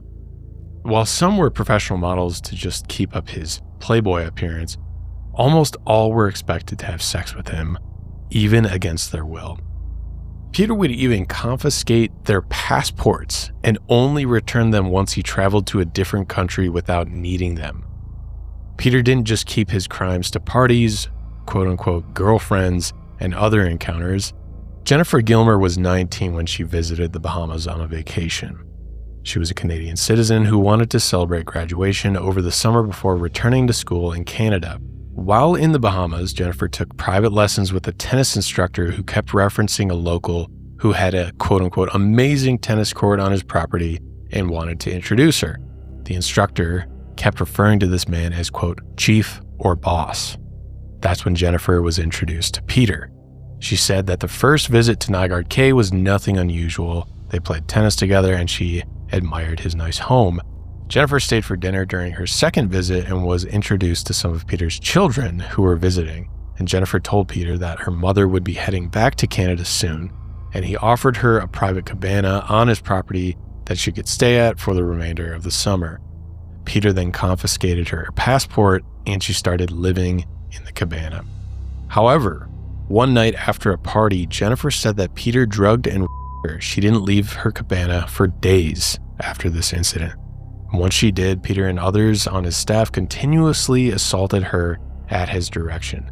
She even said that he threw money at her after one assault, and she said, quote, it was almost like he was paying me for sex, and I'm not a prostitute. What he was doing was not consensual sex. Jennifer said that the abuse continued for a month until suddenly Peter decided to go back to Winnipeg. Everyone had to pack up and leave, and she was finally given her passport back. Jennifer never told anyone about her experiences with Peter for 10 years. After she finally told her psychiatrist, Jennifer attempted to take her own life. And in the ICU, she finally told her friends the experience. She never told her husband at the time. In 2020, a class action lawsuit that started with the testimonies of 10 Bahamian Jane Does detailed the methodical, disgusting, and constant sex crimes of Peter Nygard starting back in the 1990s. We will read some of them for you, and please know that these stories are extremely graphic. Jane Doe 1 was only 14 years old when Peter raped her. The incident began when staff photographed her changing in a Nygard mall outlet and subsequently invited her to a pamper party. While at the pamper party, Peter took her into his bedroom where he showed her pornography of a man rubbing feces over a woman's body. Then Peter began sodomizing himself while the girl told him to stop. Then he forcefully raped her in the same manner as the women in Canada throughout several decades. Following the Nygard staff paid her in cash for her silence and transported her back home. Jane Doe 2 was also 14 when she was raped at a pamper party. Peter paid $5,000 after the first incident and then routinely paid her $2,000. This money was paid to her to recruit other young women for the pamper parties and be around for him to either have sex with or sexually assault. Jane Doe 2 said she stopped being involved with Peter after he asked her to defecate in his mouth. Jane Does 3 and 4 were cousins and only 15 and 14 when Peter routinely assaulted them at separate pamper parties, drugging, and paying them off on numerous occasions. It finally ended when Jane Doe 3's mother showed up to the front gate of Nygard Cay and threatened to call the police. Just absolutely disgusting. Yeah, that was hard to get through, honestly. Oh, just yeah, it's horrifying and horrifying and completely disgusting. The remainder of the Jane Doe stories has similar stories. Peter used his staff to recruit them from very poor neighborhoods in the Bahamas while visiting Nygard stores, while under the impression that they could be offered a modeling job. They were invited to pamper parties where Peter either drugged them or forced them to have sex with him and paid them off afterward for their silence and continued subservience. Most of the Jane Does listed in the initial lawsuit were under the age of 18 at the time of their assaults by Peter. The oldest was Rachette Ross, who is 29 and also a key Nygard household staff member. We'll talk about her more in a moment, but it's important to note that Peter did not keep his violent sexual tendencies to the Bahamas. Throughout his homes in Marina del Rey, Winnipeg, as well as Nygard Cay, Peter kept multiple young women on staff to act as his live-in girlfriends. Some of these women, like celebrity Harvey, were impoverished young women who were homeless with nowhere else to go. Others, like supermodel Beverly Peel, were hired under the impression that they would be a professional relationship to promote the Nygard brand, but most of these women would be assaulted at one time or another. Celebrity Harvey was homeless and living on the street when she was recruited to live with Peter at his Marina del Rey home in the early 2000s. She had escaped from her abusive father and had been homeless since she was 17. When she met Peter in her mid-20s, she initially thought that this would be her way out of life on the street. She and many others were paid out of Nygard corporate funds to be photographed with him during red carpet events and dinners. Peter also paid paparazzi and other videographers like Stephen Ferralio to photograph him with women at these events to make him seem more famous. There's tons of pictures of him with all these beautiful women. And you're so right about the Hugh Hefner. Yes. I think that's exactly how Hugh Hefner would portray himself as well. Celebrities said that in addition to accompanying Peter to private events, she would be expected to provide him in the morning and night with his, quote, daily fixes or sexual fetishes. She said that most mornings involved her eating a high-protein, high-fiber breakfast before going down to the, quote, dungeon to perform sex acts for him. Celebrities said, quote, some of the sex acts was very inhumane. It's something that a movie director couldn't even freaking write because everybody would be like, man, ain't nobody gonna play this goddamn movie role. That's how foul and vile it is. Another level of sadistic. So you can only, none of us want to imagine, but yeah. I think that says it all. This is like some human centipede shit. Yeah, this is disgusting. The high fiber and high protein diet. You know why, You right? know why, and yeah. that's just gross. Yeah. Things are already disgusting and horrific, but then to add like that into it, it just really goes to show truly how disgusting this man was. And what he's into. his fetishes and the pornography he watches and who knows what else. I mean, probably watches snuff films and all the other fucking shit out there. Yeah, I don't want to imagine. No, Like you I don't said, want I don't these wanna images in imagine. my mind. Yeah, so if you look, because I'm like, was really curious, if you look up Peter Nygard and Hugh Hefner, there's articles talking about how he modeled himself after Hugh Hefner and he really wanted to be Canada's Hugh Hefner. That makes sense, honestly. Yeah, I was trying to see if he apparently was called the Hugh Hefner of Canada. There you go. Yeah. I was trying to see if he, like, the two ever got together, because I know there's a lot of shit about Hugh Hefner out there as well. That have come out in recent years. Oh, yeah. It looks like Hugh Hefner's breakup letter to Peter Nygard. Interesting. Oh, they had some drama. Yeah. Wow. Here's an article that says Peter Nygard thought Hugh Hefner was a king of lifestyle. So it definitely looks like Peter and Hugh were buddies and took a lot of inspiration from each other here. Man, I don't know. If you're inspired by or look up to people like Hugh Hefner or Peter, you know, even removing kind of the literal crimes, really, these guys just don't do it for me. These guys, they might make a lot of money, but it's meaningless though. Yeah, they seem like failures though at the end of the day. Like, what are they without their money? Yeah, that's it. These women wouldn't even give them the time of day without the money and influence they have. They appear emotionally and morally bankrupt people. Yeah, with no souls. They're fake. Yeah, they're very fake. Fake is being nice. Yeah, right. Yeah. They're depraved, vile scumbags. Yeah. And it seems like Peter's been that way his entire life. Yeah. As soon as he could start manipulating and taking advantage of women, he did. Which is interesting for a guy that calls himself a fucking Viking. You know, Viking looks like, get out of here. And he remains single. You know, he's not ever, like, as far as we know, he's never in any meaningful relationship throughout his entire life. How could he be? Right. It's like, what, you would have to be a psychopath to date this guy. Well, it seems like he committed to it early on. Yeah, that's a good point. Like, I mean, if he's sexually assaulting women at 15 years old, he quickly realized, like, I'm never going to have a normal relationship. So I'm going to have to force every relationship I have. Yeah. But I think he's also got serious issues with sex, clearly. Yeah. And who knows what else. Right.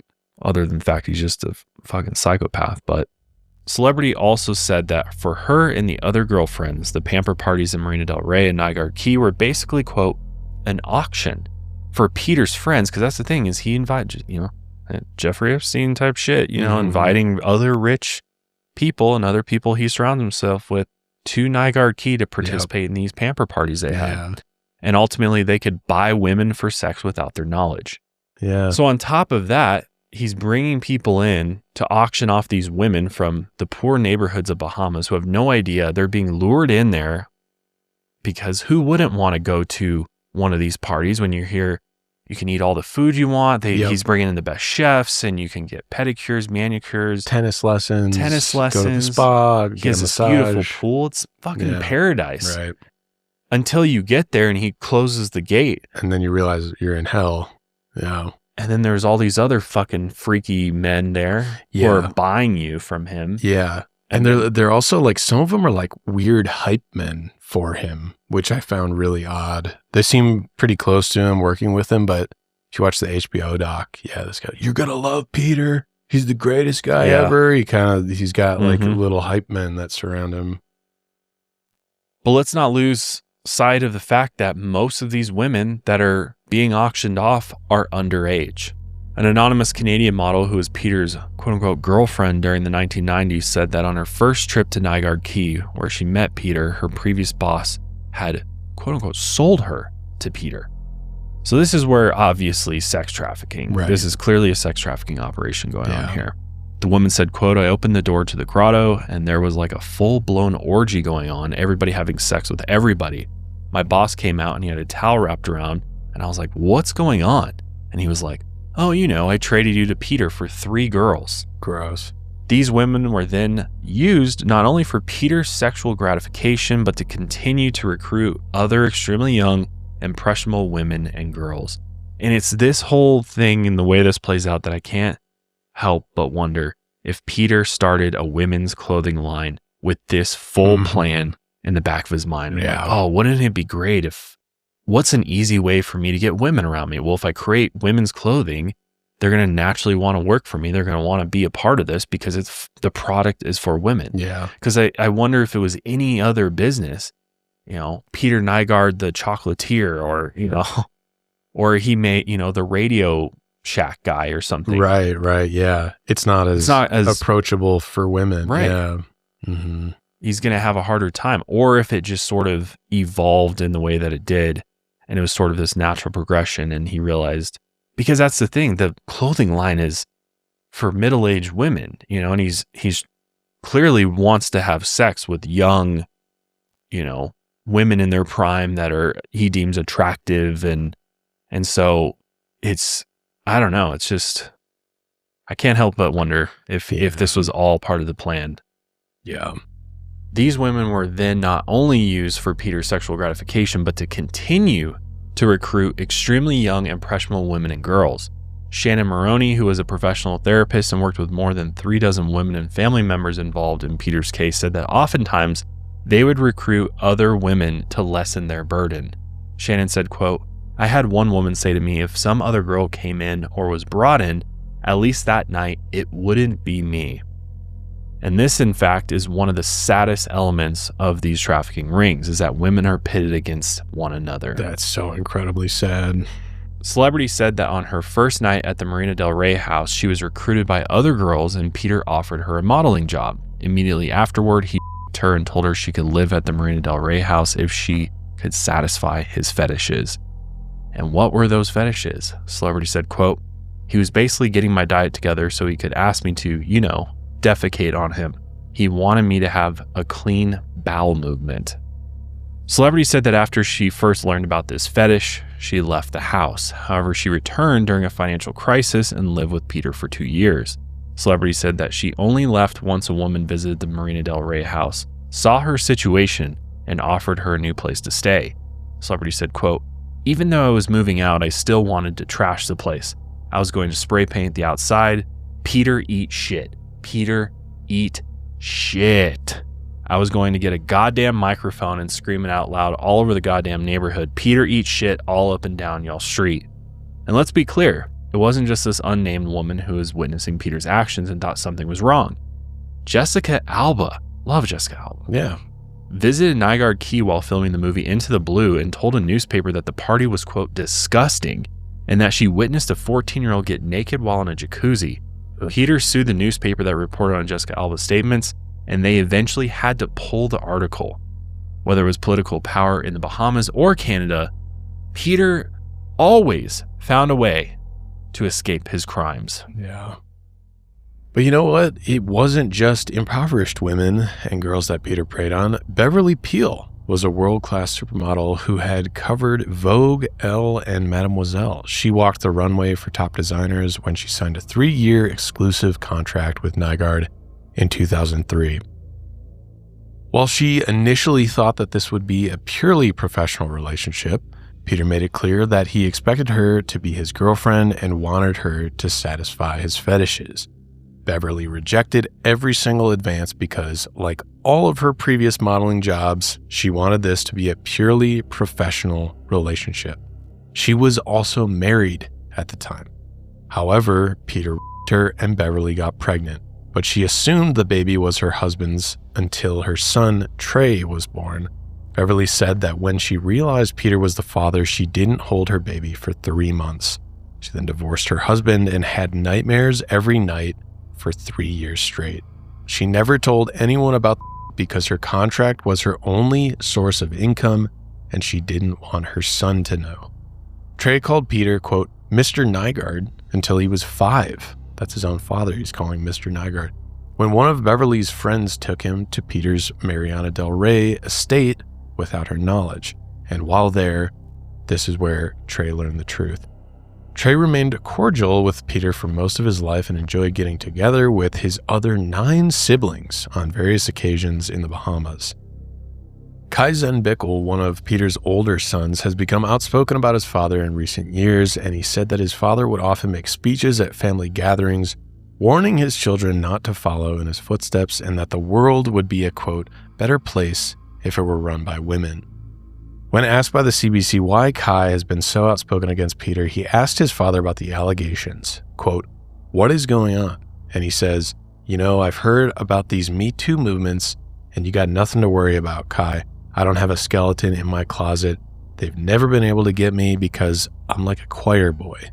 Kai then said, quote, I don't want to try and put my dad in jail, but we're talking about and the more that I've looked, the more that I've found.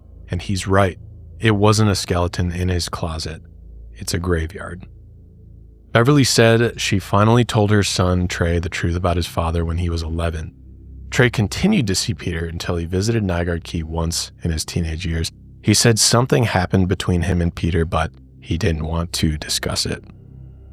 2 of Peter's sons, both unnamed, sued him for hiring a known sex worker to them. This was the same sex worker in nearly identical scenarios, one in 2004 and one in 2018. Peter flew them to Nygard Cay to, quote, make a man out of them. The woman has since said that she was coerced. However, while all this took place, Peter's next-door neighbor in the Bahamas, Louis Bacon, launched an investigation to put Peter behind bars. Because this is how crazy this has gotten. It's like the neighbor has to start trying to figure things out because he can tell. I mean, you would be able to tell. Oh, yeah, he knows shit's going down right? over there. And he's just pissed that he's ruined this whole island. Yeah. And Peter doesn't give a fuck about anybody else. Yeah. He's not a considerate human. Yeah. Whatsoever. And Louis Bacon, good for him for doing what he ends up doing because he really breaks this case open. Yeah. So in 2003, a 17-year-old girl named Maribel Rodriguez tried to escape Nygard Cay when she was found naked, trying to scale the fence by Peter's household managers, couple Michelle and Allan May.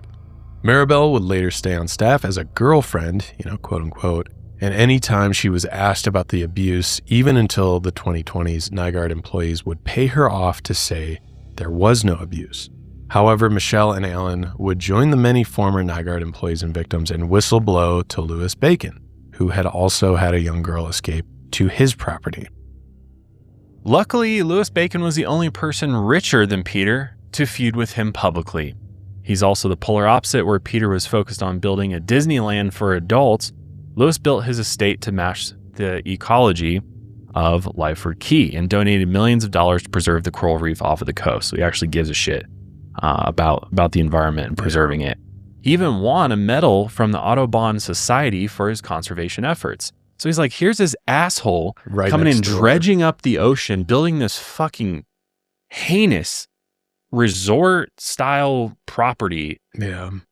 When if you go and look at images, aerial images, it is shocking at how horrific looking Nygard Cay looks compared to the rest of the neighborhood. It's like it's green, it's like very normal houses. It fits in with the local architecture and as it should. And then there's this gaudy fucking stone lion Mayan temple attraction theme park smashed in there. Disneyland for adults. Yeah. As it's described. Disneyland for terrible adults, really. Yeah. A Disneyland for pedophiles. Yeah. When Louis first moved into the neighborhood in 1994, the men were friendly with one another. Peter even recounted when he, quote, saved his life after Louis had become marooned at sea. However, the problem was that the two men shared a driveway. While Louis didn't have many house guests, often just his family friends, Peter would have up to 2,000 people attending his parties, which obviously that's a lot of parking, a lot of vehicles. That's just completely blocking the entire road and blocking Louis from his own estate. So how did Louis solve this issue? He had a small divot built into the shared driveway. This divot eventually created a puddle which attracted flies and mosquitoes, who bit Peter's guests as they walked to his property's entrance. Nice. Lewis said that this gave Peter more, quote, privacy. In response to the parking overflow, Peter laid down a 15 by 20 foot concrete slab on Lewis's side of the property, and Lewis sued Peter and got a court injunction to remove it. Then Lewis got massive industrial-grade rock concert speakers to blast dangerous, pain-inducing sound waves towards Mr. Nygard's home. I like how all of this unravels over like petty neighborhood feud or neighbor feud. Sharing right? a driveway and the parking situation. Yeah, right. He's like, fuck you, dude. Yeah. Lewis said, quote, "It was supposed to create white noise on my side, but that didn't work. What it did to his side, I wasn't really interested in." But that wasn't the end of it. In 2009, Peter's house burned down following an electrical fire. While Peter tried to secure the necessary permits to rebuild, it was discovered that he doubled his beach acreage, dredging sand that destroyed 84,000 square meters of seafloor. That's insane. He should be locked up just for that. Yeah. While Peter had initially used his political power to increase the beach's size, Lewis used his foundation, Save the Bays, to pressure the Bahamian government to restrict Peter from rebuilding and forcing him to return all of the dredged sand to the seabed. After Peter violated the order to stop dredging, he was fined $50,000. And that's when Peter got real pissy, because he sued the Bahamian government, the Nygard Cay HOA, and Lewis numerous times. Peter would hire thugs who identified as police to confiscate Lewis's speakers and organize rallies declaring, quote, "Lewis Bacon is KKK." And this was because Lewis quoted Gone with the Wind during his Audubon acceptance speech. Peter alleged that his great-grandfather on his mother's side was a KKK leader, although there is no evidence of this being true. Peter also used his videographer, Stephen, who we talked about, to edit fake newscasts, saying that Lewis Bacon was involved in insider trading and disseminated hundreds of fake news articles online stating that he was a racist. Wow. And what's more is that Peter used two well-known Bahamian gangsters to not only put out a hit on Lewis Bacon and his lawyer, and luckily neither were ever acted on, but they firebombed Reverend C.B. Moss's car, who was also involved in Save the Bays Foundation. However, while Peter was mounting a violent assault against Lewis, he was using other avenues to take down his next-door neighbor. Aside from the Mays, who had previously whistleblown to Lewis after the incident with Maribel Rodriguez, another young woman had escaped Lewis's property after being assaulted by Peter. Then, Stephen, the videographer, also went to Bacon with all the footage he had taken of Peter engaged in illegal activity over multiple meetings. Stephen then went into hiding for many years after his footage was played on the CBC in 2012, resulting in a lawsuit against journalist Timothy Sawa. However, the most significant piece of information came when Richette Ross, Peter's massage therapist and head of household for nearly a decade, came to Lewis Bacon. Richette first met Peter when she arrived at Nygard Cay for a job interview in 2009, and Richette, an experienced massage therapist, was conducting a working interview with Peter. Richette had long heard about the rumors surrounding Peter and the parties at Nygard Cay. However, she was the sole breadwinner for herself and 6 family members, including her mother and younger sister, and saw the job as a blessing. After the initial massage, Peter asked her if she, quote, massaged third legs, and she said that she didn't. Surprisingly, Peter didn't push her. He returned to the house, and another staff member informed Richette that she had gotten the job. Peter worked to gain Richette's trust by paying her a lot of money and giving her employment opportunities to her mother, a seamstress and designer in her own right, and Richette, who witnessed all the crimes Peter committed against underage girls, week after week, didn't say anything. She was not only recruited as household manager, but she became Peter's closest confidant. He revealed to her his darkest secrets surrounding his fetishes, his crimes, and even tasks with paying off Bahamian officials and gangsters. She even recounted a story about smuggling bribe money inside of dead fish. However, Richette said he had gone too far after hosting a camp for kids at Nygard Cay. One of the children who attended the camp was her little sister, who was only 13 years old. So Richette's little sister was very close to Peter's grandchildren, who were around her age and attended the camp. During a break, Richette couldn't find her sister and asked one of the grandchildren if they knew where she had gone. Richette then searched the compound and eventually found Peter, leading her little sister to his bedroom. The girl was only wearing a bikini. Her little sister told Rachette that Peter wanted her to model a Nygard Slim for him, and he just gave Rachette a, quote, little smirk. Rachette told her sister to return to the beach, and Peter tried to play the whole thing off like nothing happened. Rachette said, quote, she's basically my child. And when he did that, everything in me just left, because you didn't just cross a line, you just blatantly disrespect everything in me. You broke everything. However, Rachette had to keep working for Peter as she still cared for 6 dependents, and no other job on the island could support her family as Peter did. However, that all changed one day in 2014. Rachette was getting ready to give Peter a massage, as she often did, but she had been working nearly 24-hour days as Peter had stayed on the compound for 2 months straight. Rachette said that one of Peter's girlfriends offered her wine. Although she usually never drank on the job, she drank the glass quickly and went to his room. When she reached his room, she saw that her massage table was already set up, which was very unusual, and then she noticed her heart rate would not slow down. She could hear Peter on the phone in the other room. She tried to tell him that she wasn't feeling well, but she blacked out. She came to twice later, and both times Peter was sexually assaulting her.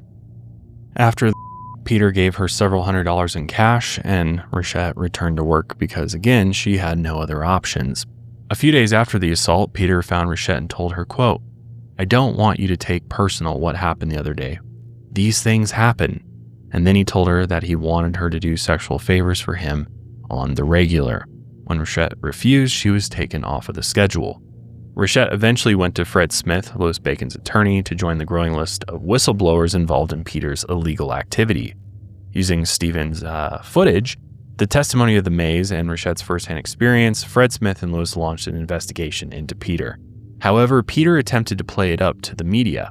Since he had spread lies about Louis, Peter said that he was just returning the favor. After an initial lawsuit was filed by 2 women who had been abused at pamper parties, Peter was able to track them down and get them to stop their lawsuit. Louis's private investigators were able to track down Maribel Rodriguez, the girl who had tried to escape from Peter's compound, only to find that Peter had already intercepted her and provided her with a written statement that said, Peter never assaulted her. Then on April 6, 2017, 2 Nygard employees pulled up while Rachette was taking out the trash at home. They told her that Peter wanted to speak with her in Toronto and she needed to leave immediately. They then physically restrained her, forced her into a vehicle, and confiscated her passport. They then flew her using Peter's private Enforce plane, which had been used to traffic dozens, if not hundreds of women, to Toronto, and once there, Rachette was forced into a hotel room guarded 24/7 by Nygard security. After being locked in this Toronto hotel room for several days, Nygard staff informed Rachette that the meeting would take place in Fort Lauderdale instead. Rachette was flown on a commercial plane to Fort Lauderdale and again guarded in a hotel room. The meeting with Peter never took place, and she was returned to the Bahamas on April 10th, 4 days after she was kidnapped. In response, Louis paid for Rachette and her family to move into a new home that Peter did not know about. Of course, Peter would say that this proved that Louis was paying Rachette to make up stories about him. However, Rachette proved to be the final straw in Peter's downfall. After Louis's private investigation found 10 Bahamian women willing to share their stories about Peter, including Rachette, the Haba law firm compiled their allegation in a 10-person class action lawsuit against Peter in 2020. Peter said that Louis was just paying all 10 of these women off. However, after the lawsuit's filing, over 130 women in the Bahamas, US, and Canada signed on, increasing its validity. These women include Casey Allan, April Telek, Celebrity Harvey, and Beverly Peel. While not proven in court, the sheer scope helps its validity. And law enforcement thought so too. While Peter had been investigated for sex trafficking by the FBI and Homeland Security since 2016, it would be the private investigation work of Louis Bacon's team that would spawn new investigations by the Bahamian police in 2019. Then on August 22, 2020, months after the initial lawsuit was filed, the US government placed the class action lawsuit on hold as there was an ongoing criminal investigation. And finally, on December 15, 2020, Peter Nygard was arrested in Winnipeg and set to be extradited to the Southern District of New York, where he faced a RICO charge. And on October 1st, 2021, Peter agreed to extradition after multiple requests for bail were denied. However, that same day, he was charged in Toronto with 6 counts of sexual assault and 3 counts of forcible confinement. While this was happening, Tanjay or Tanjay or who really gives a fuck and Nygard Clothing seized operations. The enforced jet, which needed repairs, was trashed, as it should be, and every unsettled lawsuit against Louis Bacon and the CBC was pulled from court.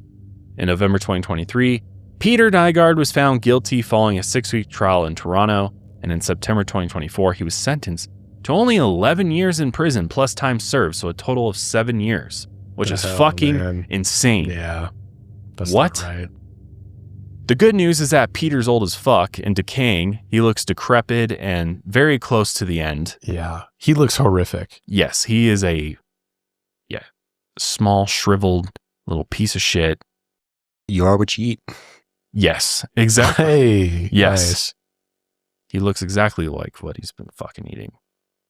But he's 83 and he's still facing criminal trials in Montreal and that RICO charge in New York. So if he ever gets out, because I think he's up for parole in like 2 years. Is it?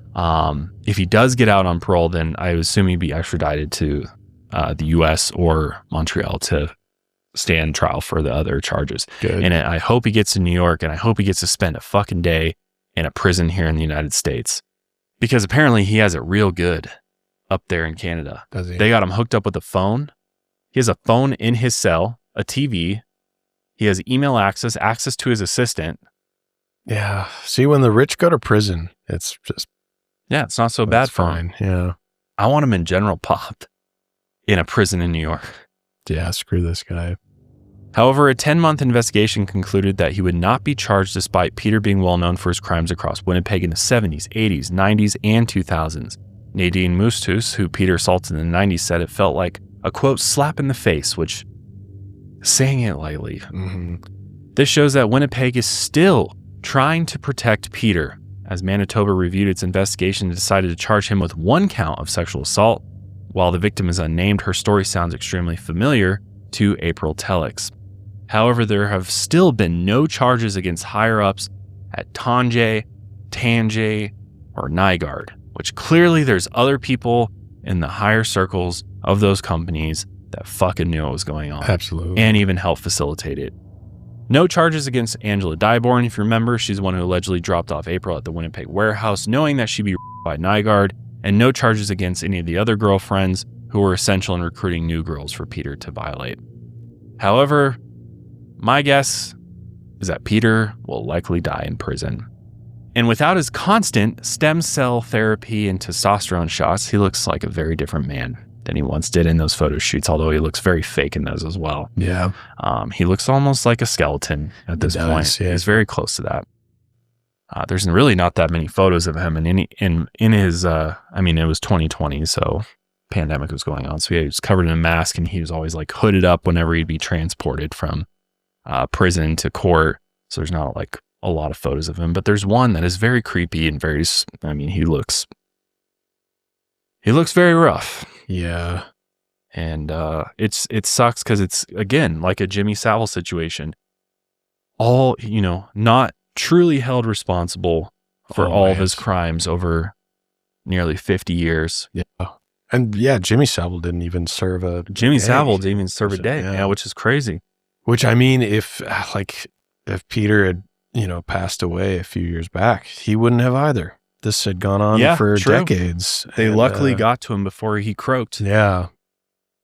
But yeah, it is so, I mean, these poor victims, man. These poor women that were completely exploited and abused and just the most horrific things imaginable. And nobody stood up for them. Yeah. All of these people had opportunities to stand up for them and stop this insanity from happening, and nobody did anything. Yeah. There's so many, I mean, the Winnipeg government is a piece of shit. And I mean, hey, good on like Jessica Alba. She went to one party. She was like, this is disturbing. Told somebody. And then of course it got suppressed. All these spineless media, publications and just nobody. And I mean, who even knows? It's wild to me that the police didn't get called more. Right. Police don't show up. He's got you locked, trapped. He confiscates your passport so you can't even go anywhere. Even if you did get out, what are you going to do? Right. You can't leave the country. He set it up. He set up his sex trafficking operation perfectly for himself. Yeah. He had the money, power, influence to do it, and he took full advantage. Yeah. I hope he's probably not, because he's Peter Nygard, and he's in a Canadian prison. He's probably doing fine. Yeah. He's probably not suffering the way he should be, but no.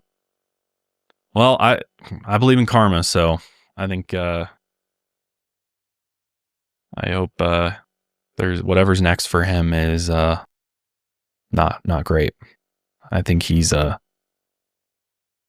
I mean, as we were talking about this whole time, this is like the perfect example of yet another story of when the power is one way, and it's a man. Always. This is what happens. Well, in the spirit of Easter, if the Catholic hell does exist, yes, he's first in line. Yes. Oh, what a disgusting freak. Yeah. Truly a piece of shit. Yeah. In every sense of the word, and literally. Danny, you got anything? You want to call him a piece of shit? You want to? He is a huge piece of shit. It feels good to say that. Yeah. It does. Yeah. Fuck this guy. Seriously, fuck him. I know. I was joking. And his companies, his ugly ass fucking clothes. And, yeah. And fuck Dillard's. Yeah, fuck Dillard's too. Go out of business already, you stupid. Nobody shops there. Is it still in business? Yeah, it's fucking at the mall. That's crazy. I thought they went out of business a while ago. Although Nygard clothing, I don't even think fucking exists anymore. Yeah. Also, fuck fast fashion. Oh, it does. Oh, it's the worst. Nygard Slims. Speaking of like destruction to the environment, fast fashion is like horrific, and contributes. Oh, look at this. We do not carry Nygard on Dillards.com. They say that. It literally says that when you pull it up on their website. Yeah. Wait, but what is this? Slim Factor. Did they like change their name now? I bet you they rebranded into something else. It maybe was rebranded, but Nygard Slims right here on Amazon. I found them. I mean, did we expect Amazon to have moral standing on this? No.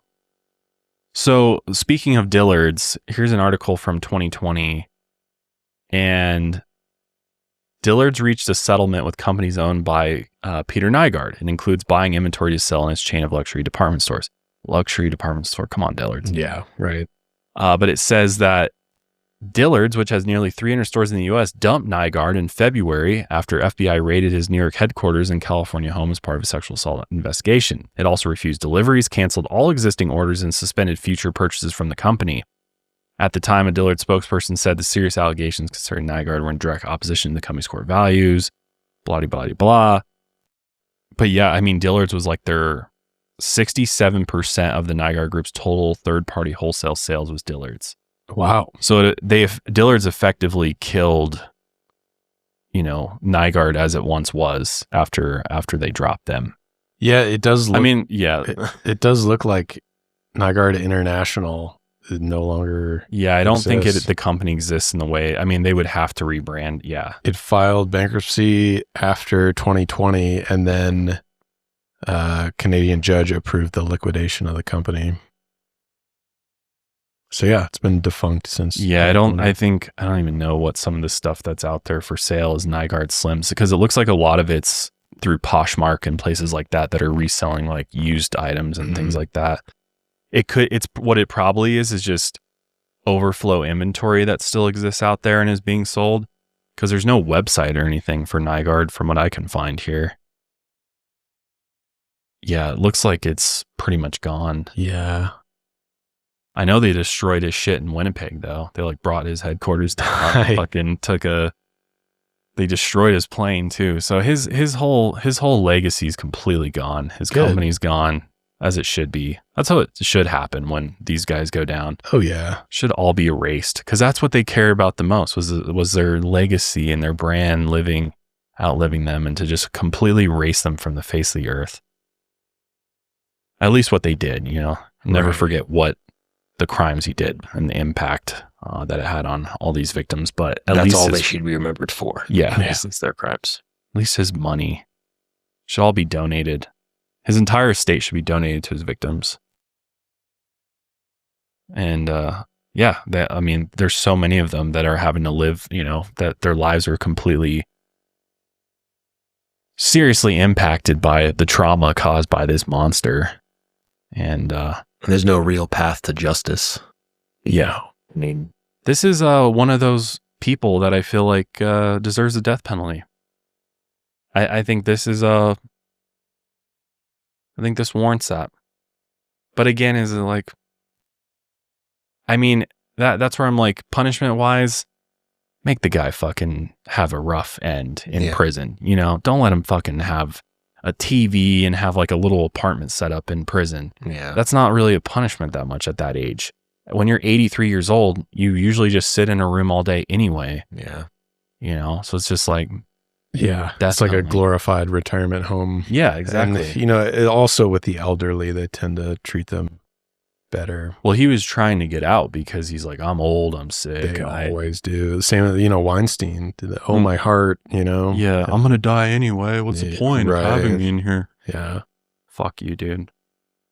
Well, I'm going to go punch a wall and then attempt to never think about Nygard ever again. I'm going to go watch some dog videos. Try to clear my brain out. Yeah. Brain bleach, All I got to say is men need to do a better job of protecting women and standing up for women and stop these fucking assholes that are running around doing this shit. If you see as a man, if you see this kind of shit going on and you don't do anything, you're a coward. Yeah, fuck you, dude. No amount of money is worth your soul. No. Yeah. That's it. That's all I got. We'll see you guys next time. Yeah. Let us know your thoughts in the comments below, but I'm sure they are all the same as us. Say fuck you, Nygard, in the comments. Yeah, 1,000,000 times. Yeah. But yeah, let us know what you'd like to see us cover next. But that's going to be it for us today. We'll see you guys next time. Lights out, everybody.